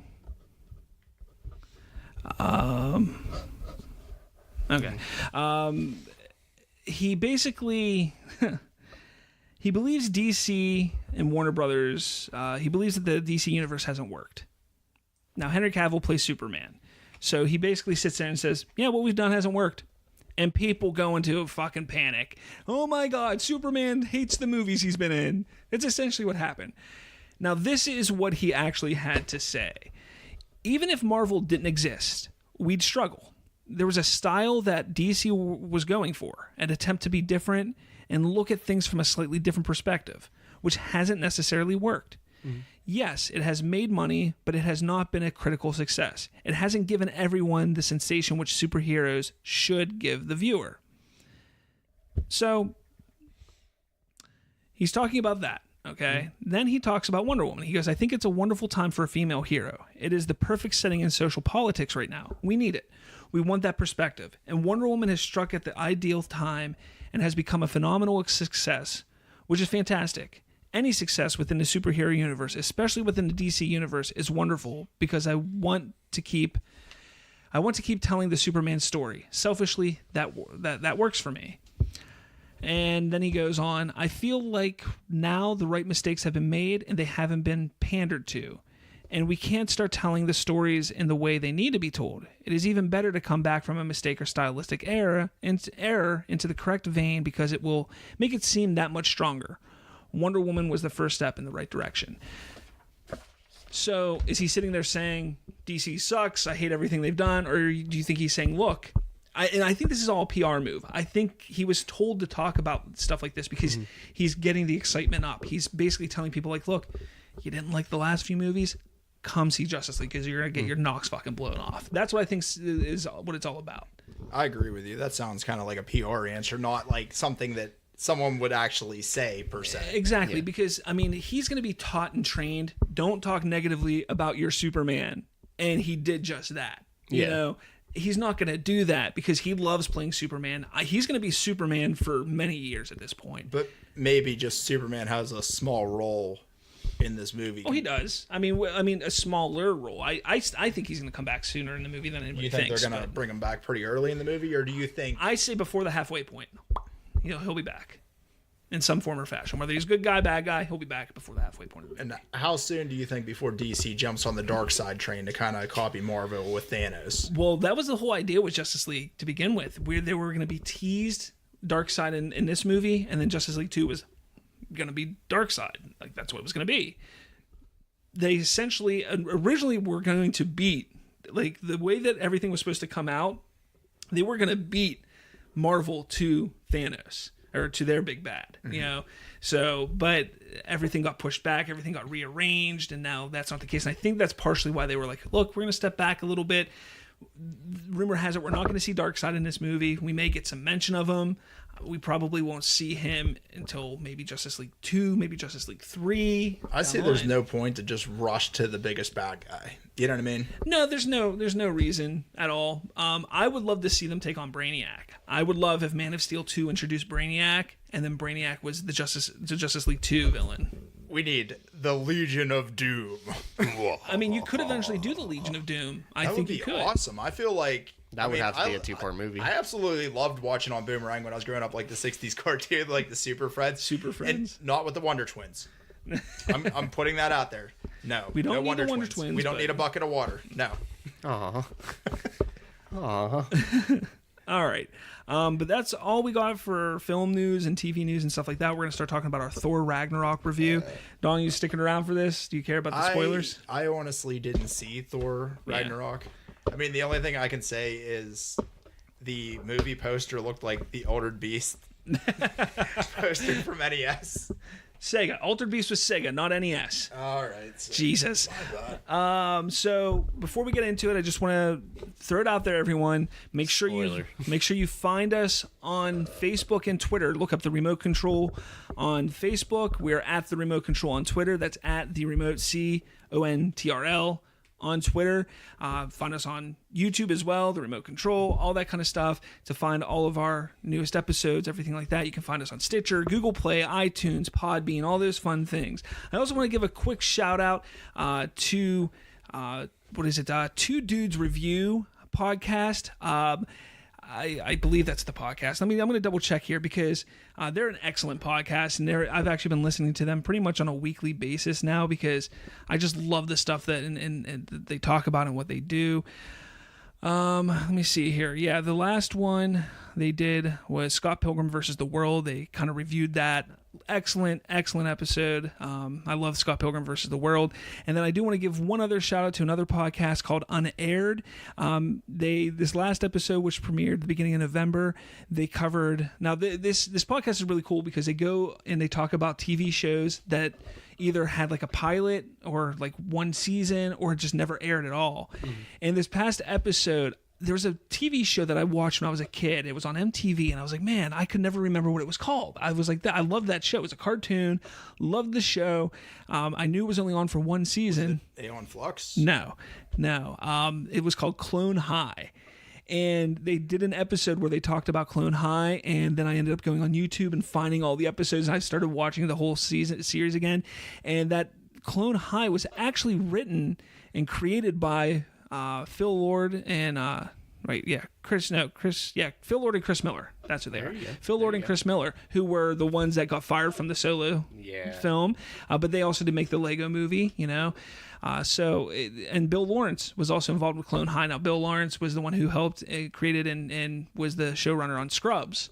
So, you know, it's kind of interesting. And a lot of the Scrubs cast are voices on that show as well. So it was definitely an awesome show. It only lasted one season, but definitely check it out if you haven't. You can find it on YouTube. And then, again, those two podcasts are Two Dude Review and Unaired. So check out those podcasts.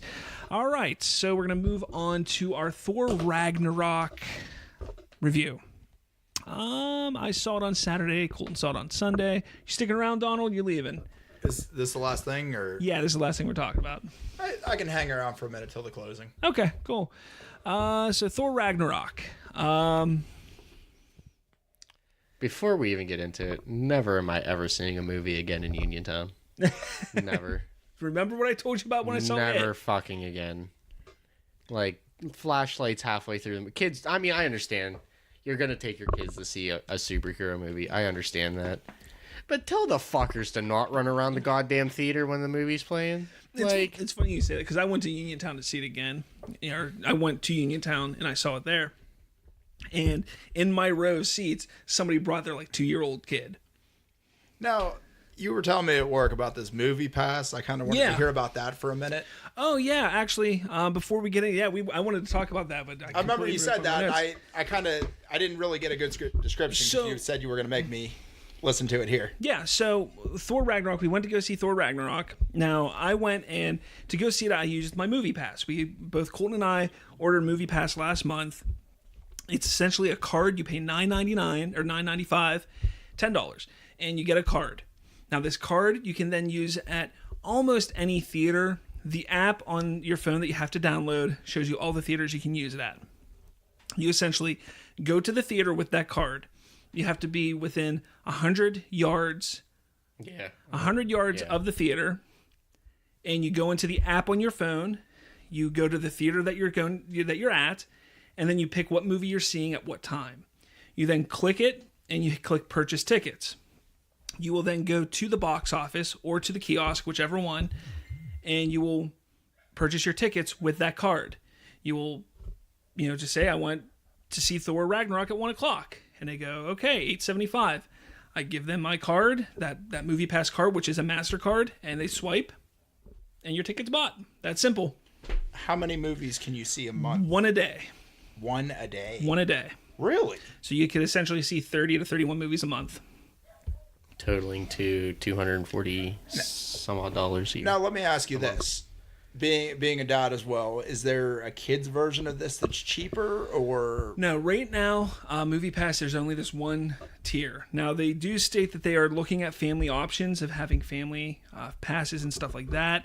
But right now they're going to see how this works out and if it works. Now I know for my sake, I take my kids to see a movie usually about 3 or 4 times a year. Just for some of the bigger movies, Star Wars, comic book movies, stuff like that. You could go a lot more with this. I'm going to go a lot more with it. My kids, on the other hand, I could probably, because I will be going in for free, essentially, so I can then pay the $10, because usually kid tickets are like $5 a piece, $6 a piece. I'll pay the $12, for the kids, whereas normally when I would go, I'd have to pay the full $9 for me, plus the $12 for them, and I'm looking at over $20 in tickets right there. Plus, if you get food, then you're $30, $40 Exactly. in. So the movie pass, it worked perfectly for us. I'm not going to lie. Whenever I said Thor Ragnarok, 1 o'clock, and I gave him my card, I was sitting there like, please work, please work, please work, please work, please work. Yes, it worked, because I didn't want to have that hassle or that embarrassment. Like, what the hell is this? It didn't work. It almost sounds like it's almost too good to be true, but it's good to get it reviewed by somebody so I understand. Exactly, yeah. Yeah, no, it's totally worth it. Yeah, and again, the way it works is whenever you pick what movie you're going to see, Movie Pass, the company, downloads that amount of money onto your card because they know what the prices are at each theater. So they'll download that amount of money on that MasterCard. So whenever you pay, it's perfect. It's paid for. So how are they making money with this? I gotta ask. It's a very good question. Movie Pass, from what I've read, everything I've read, they stated they understand that for the first couple of years they're not going to make money, but they're making deals with these movie chains to get a cut of the concessions. That's what they're trying to do. That's why AMC is so against it. Now, luckily our AMC theaters near us are still accepting it, but there may come a time when they won't accept it. However, it's going to be hard for them to do because it's a MasterCard. It's not like it's a... Yeah, it's not like a special loyalty It's not like card. a club or loyalty card. It sounds like they're never going to make money off this. As weird as that sounds, I mean... I think they're getting people hooked into it for a year or two, and then they're going to pump up the price. That's what I think is going to happen. Yeah. But we'll see. I mean, I'm going to use it as long as I can. You know, I mean, it's a hell of a deal. I agree with you. You know, I mean, I saw one movie for $8.75, so I paid $9.95 for this card. Thor was $8.75. Okay, I'm gonna go see Justice League next week. Now we already paid for our IMAX tickets for that, but I'm gonna go see it again, probably 1 or 2 times that weekend. Guess what? That's free. They're free. You know, so it pays for itself in a matter of 3 viewings. In a matter of 3 Even viewings. 2 viewings. Yeah. So you're saving money. Now, if they get a kids version of this, I think I would jump on this. Yeah, I would. Yeah, I mean, I would too. But we'll see what happens. Wouldn't. Definitely. Yeah. Aw. You wrap it before you tap it. Yeah. I'm also like 10 years younger than you guys. All right, so we're gonna jump. I keep forgetting. We're gonna jump to the Thor Ragnarok review. Colton, what did you think of it? It was good. It was good. I was okay with it. It was a good first good Thor movie. See, I really liked the first Thor movie. I really did. The second one isn't great. I think it's better than what a lot of people give it credit for, but I don't think it's great. Now, I have a list of my likes and my dislikes for the movie. So I'm going to start with my likes. The comedy aspect. I enjoyed the comedy aspect.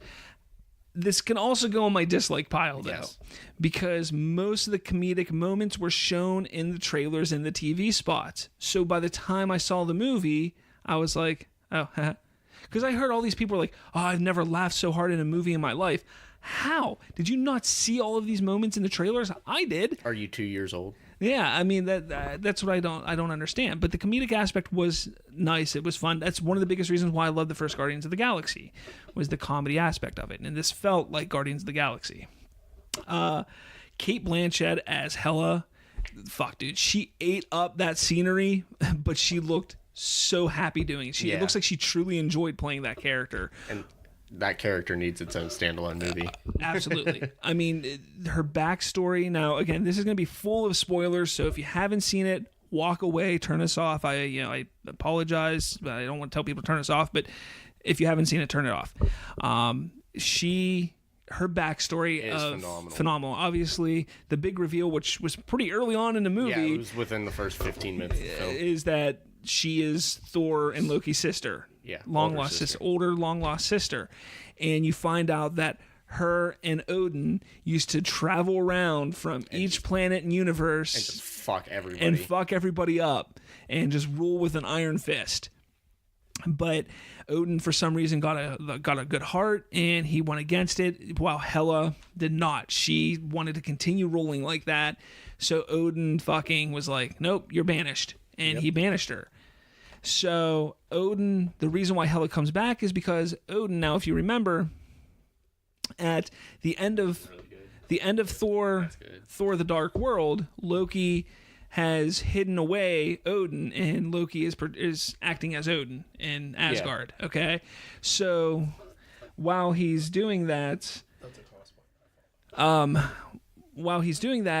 is just getting old and getting close to death. So Thor comes back to Asgard to find Loki as Odin. He unveils that it's Loki, and he flips out at Loki like, I mourned for you, I thought you were dead, and all that kind of stuff, whatever.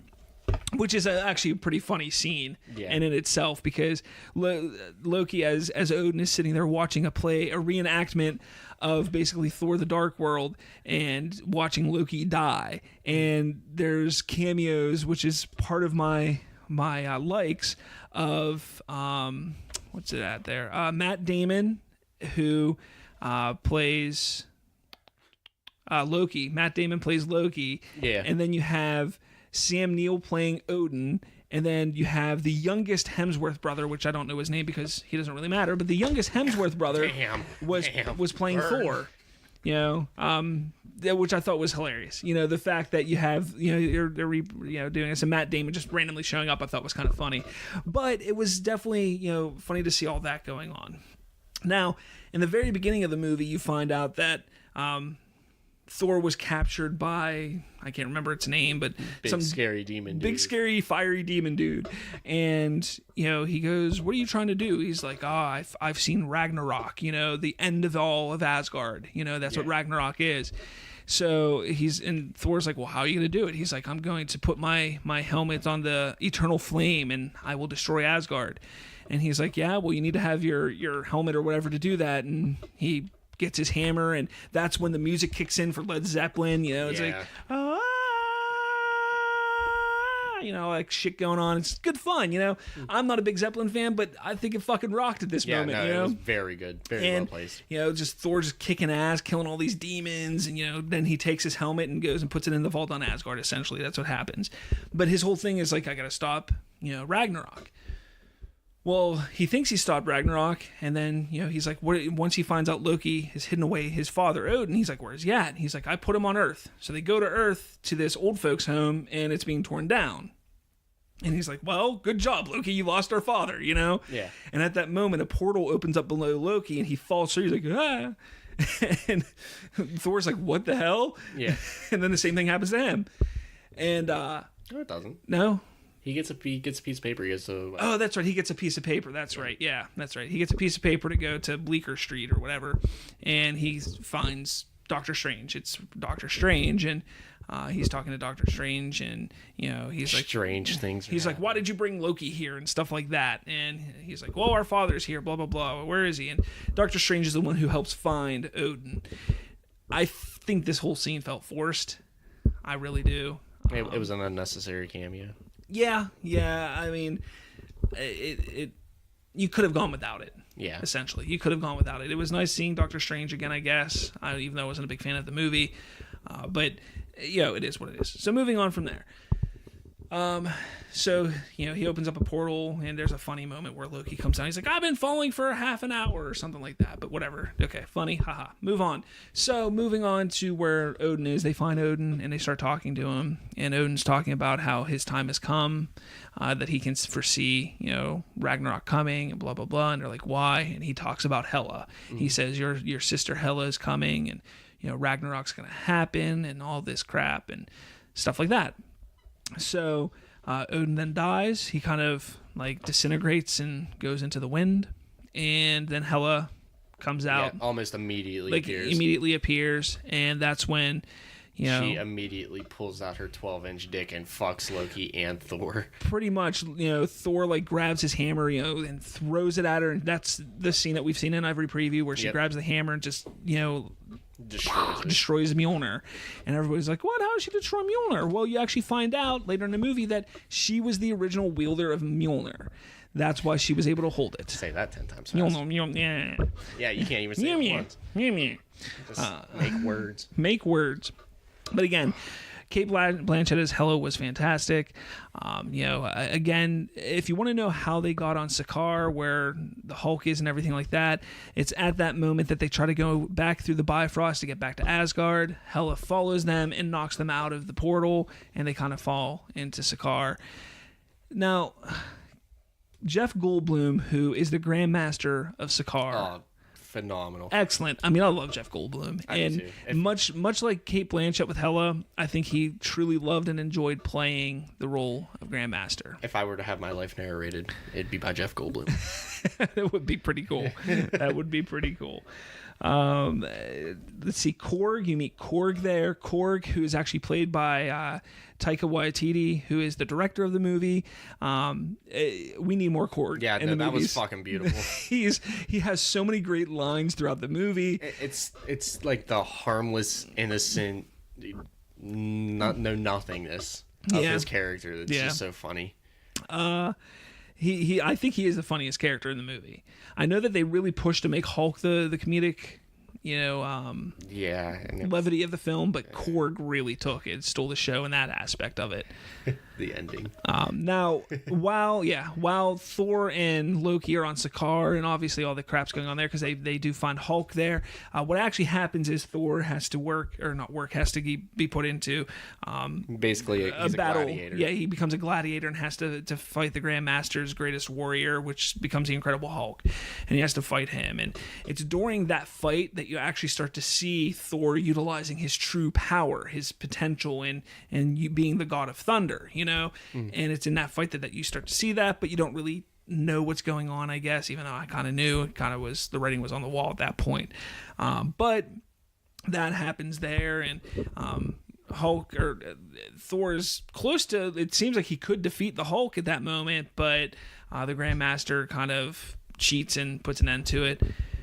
Then there's a scene where, you know, Thor's trying to get out of Sakaar because he's held prisoner, and Hulk and him kind of have a one-to-one like talk, and like, you know, that's the whole scene where, you know, Hulk and Thor the same. Hulk like fire, Thor like ice or something like that. Thor like smoldering fire. Yeah, and then he's like, no, Thor, I like fire too. He's like, Hulk like smoldering fire, raging fire, and Thor like smoldering fire.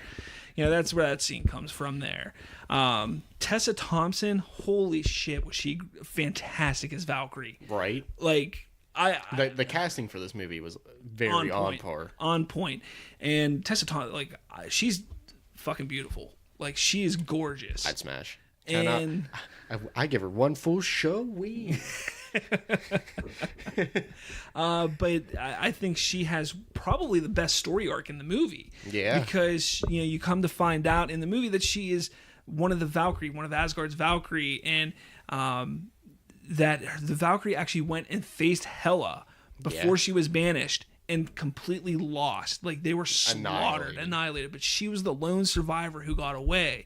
And because of that, she was like, no, I'm done with Asgard. Like, I'm not dealing with that shit. That's family shit. I don't want to deal with it. Yeah. Screw that this shit. I'm out. So that's why she became kind of like a scavenger of some sort on Sakaar. Something like that. So, you know, Thor's like, I'm putting together a team and I want you to do it. And she's like, no, I don't want to mess with your family shit, you know? And he tries to get Hulk, and Hulk's like, no, Hulk stay. Hulk have friend here, you know? So that kind of stuff happens. But eventually, obviously, they all get together and they go on. Yeah, with almost little to no persuasion. Yeah, pretty much. Bruce Banner shows up for, 20 minutes of the movie? And I think was completely underutilized. So... Yeah, no, like the 10 of those 20 minutes, he was like dazed and confused. And complaining about wearing Tony Stark's clothes. Yeah. Let's see. Heimdall. Oh, God. Honestly, I think he had some of the coolest action sequences was Heimdall, because there's that moment he has the sword that's for the Bifrost. And there's a couple moments where some of the soldiers of Hela's come and find him, and he just fucking tears them apart, dude, with that sword. So badass. Like, personally, to me, that was cooler fighting than what we see at the end of the movie with Thor and everybody. Right. You know, like, that was so badass in my opinion. Let's see, what else was some of the things I like. I know I'm kind of going through the movie and not going through the movie, whatever, just deal with it. We're talking about it here. The flashback of the Valkyries, phenomenal. Like, beautiful, like it was a work of art. Yeah, it looked like it would be something on top of a cathedral. Yeah, I mean, like they held the ancient god completely beautiful. The notating that the gauntlet that is on Asgard in the vault, the gauntlet, the Infinity Gauntlet, is a fake. I like how Hela's walking and she's like, fake, and pushes it and it falls on the ground. That was definitely cool, because there's been that whole thing going on where, you know, oh, that's not the right hand, and then you had in Guardians of the Galaxy where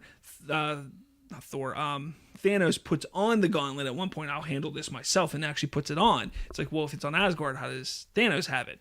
Well, this explains it. It was a fake. And you start to find out that Odin was a fraud. Like, he was kind of a piece of shit. Yeah, it was a piece of shit, a fraud.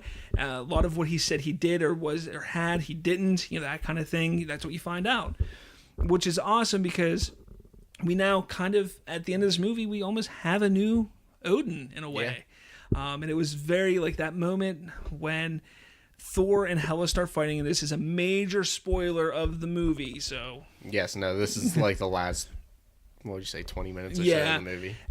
You know, Thor, who is doubting himself being able to go up against Hela, especially without his hammer. You know, he kind of has this like flashback from his father. Like, you know, your hammer wasn't.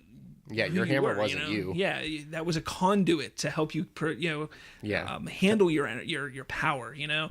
But right prior to that, you know, he starts fighting Hela, and Hela just fucking slices his eye out. Yeah, like, no, that was crazy.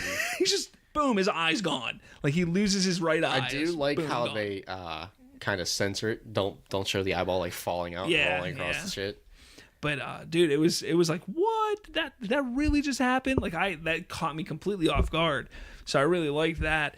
But then the moment where he talks to his father in like a dream sequence or whatever it is, and then he gets the same power he used against Hulk, where he turns all electric and can fly around and shit like that. That's what he does to Hela, and he gets a fucking nasty blow on her, and she flies and hits the ground, and they're like, why don't you just do that thing again to defeat her? He's like, she took my most powerful punch and walked it off. Like, what do you want to do? And she caught up and laughed at him. Yeah. But it's at that moment, or at this moment, or around this moment, not maybe at that moment, but Thor begins to realize that the whole movie wasn't about, or the whole story, this whole thing wasn't about preventing Ragnarok. It was about actually causing Ragnarok. The only way to defeat Hela, because Hela is only powerful because of Asgard. She draws her power from Asgard. If there's no Asgard, then Hela has no power. So they have to. To destroy Ragnarok and cause Ragnarok to. They have to destroy Asgard and make Ragnarok. Yeah, whatever I just said. Whatever. Destroy Ragnarok to make Ragnarok. Yeah, whatever. Great.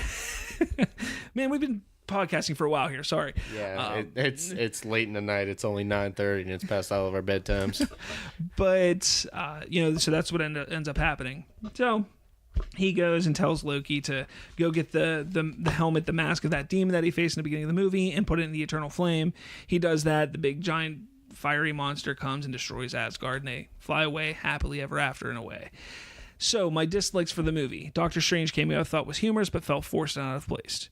Same old Loki shenanigans. Look, we've seen Loki in four movies. It's the same shit over and over again. Yeah, he has not developed at all as a character. No, I mean, he essentially is like, hey, brother, I'm on your team.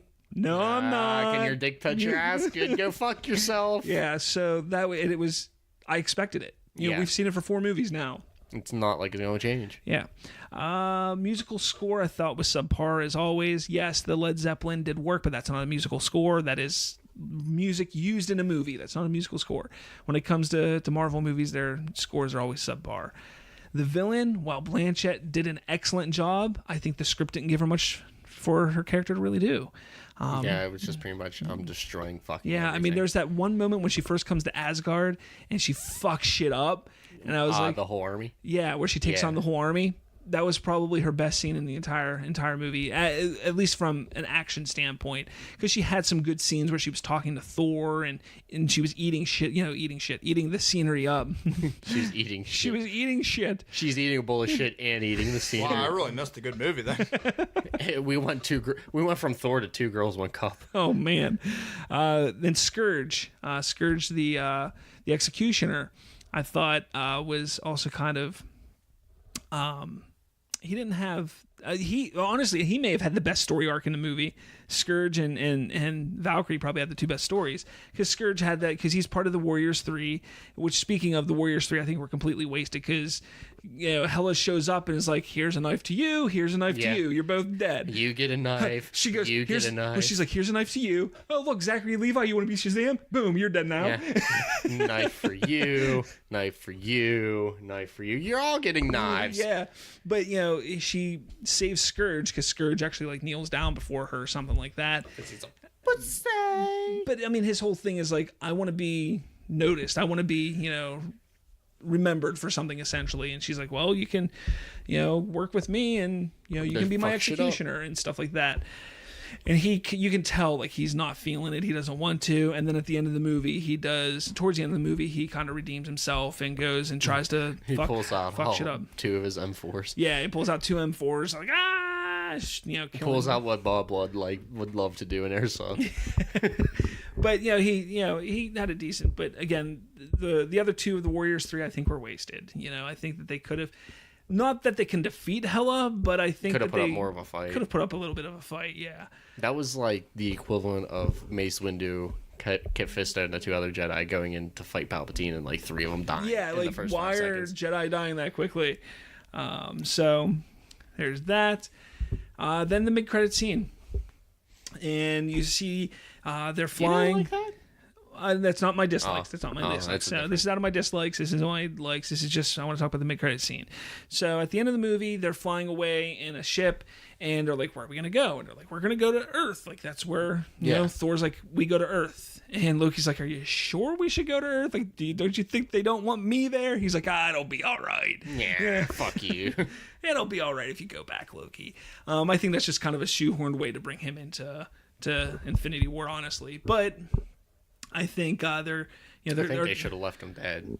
Like, he died on Asgard somehow, but he came back. See, I like Loki. I like his character. I just wish they would do something different with it. Because I like Tom Hiddleston. I think he's a good actor. But anyways, they're flying in and they're talking about going to Earth. And, you know, Thor has the eye patch now and everything.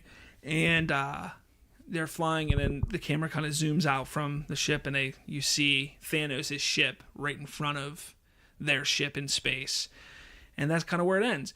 I'm just curious because we saw from that preview for Infinity War where Thor's falling through the cosmos and lands on the Guardians of the Galaxy's windshield, essentially. Mm-hmm. So I wonder how that's going to happen. But well, I read something on it. It's like, I'm sure that, you know, Thanos started to attack the ship, so Thor jumped out and defended the ship. And something like that, probably. So, but we don't even know who was flying the ship either. Like Thanos' ship. Yeah, well, I mean, I'm sure Thanos is in it. I don't see why he wouldn't be. Anyways, look, Thor Ragnarok was a solid film. I think it was far better than Guardians of the Galaxy 2 this year, which came out this year, and I would say it's probably about the middle of the pack for Marvel films. I enjoyed it. I'm going to watch it a couple more times when it comes out because I like the Thor character. I like Chris Hemsworth. I like the character. I think the first two were awful. This one wasn't as bad. But I want to see what everybody else thinks of it. If you did see it, let us know in the comments below. Tag us in a post. You know, reach out to us on Twitter, whatever. I personally would give this probably like 2.5 remotes out of 4. Is that what we're going? Are we going 4? Is that what I thought it was 5. 5? All right, so I'll give it 3 out of 5. 3 remotes out of 5 remotes. I would give it. I'm kind of angry. Why?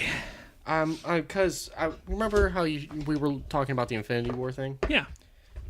If you look at Thor in the Infinity War trailer, when I can pull it up here, or in the poster, he doesn't have an eye patch. He confirmed that he will have an eye patch for... Yeah, but that's so bad. Like for the movie. They don't want to give it away on the poster, sir. They're not giving away on the poster. Like literally and 4 pixels. And also, if you it's 4 pixels. But if you look at it, they put him on the poster a certain way so they wouldn't have to show it. Yeah, but then there's people like me that get clear pictures when you zoom all the way the fuck in. Yeah, well, they didn't need to. And 4 pixels. If you look at a lot of the previews, the previews did not show him with the eye patch at all. You know, there's moments that happen that they showed in a preview from the end of the movie, and he didn't have his eye patch. It was something that they are hiding from everybody who hasn't seen the film. But Chris Hemsworth did state, he did have an interview, and he did state, yes, I will have my eye patch in Infinity War. So rest assured, it's there.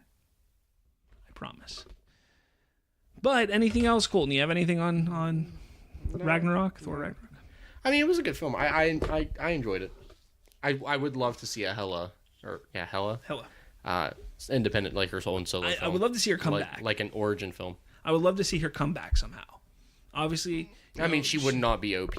No, she wouldn't have that crazy amount of power, but... Just as a... Well, is Thor supposed to die in Avengers? No idea. No idea. But it would be nice to see her come back and take the place of Lady Death in the film franchise, because Lady Death, Thanos was in love with Lady Death, and the whole idea of him getting the gauntlet and everything was to impress Lady Death.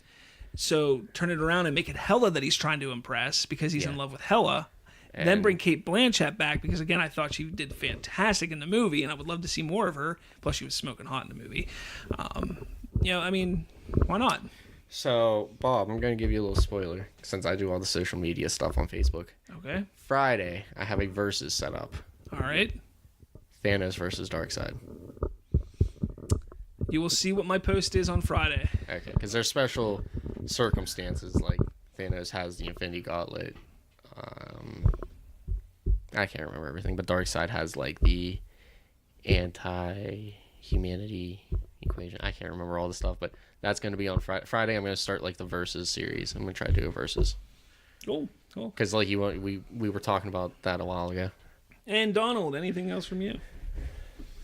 Just Now that we ruined Thor Ragnarok for you. that's okay. It's no big deal. I mean, trust me, if you're on Facebook, you see spoilers all day long. Yeah. Just make sure you compete in the contest to win a autographed magazine. Yeah, definitely. Yeah, thanks for coming here. Again, what's your page again? It's on Facebook. It's Crunchems Custom Cosplay. Crunchems Custom Cosplay. Yes, it's Say the that same. 5 times fast. I know, it's the same thing on Instagram too. Maybe eventually I'll change the name to something shorter. Yeah. And again, for anybody who's in the Pittsburgh area, check him out because, I mean, he's just an hour and a half outside of Pittsburgh. He'll be at Steel City Con, everything like that.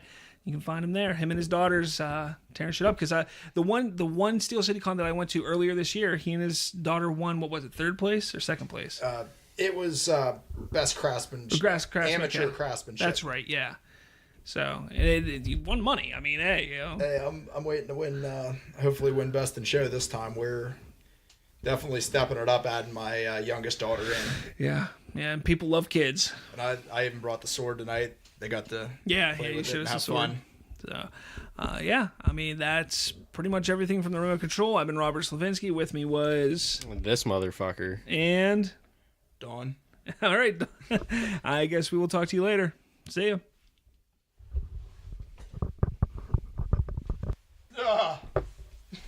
I just came everywhere.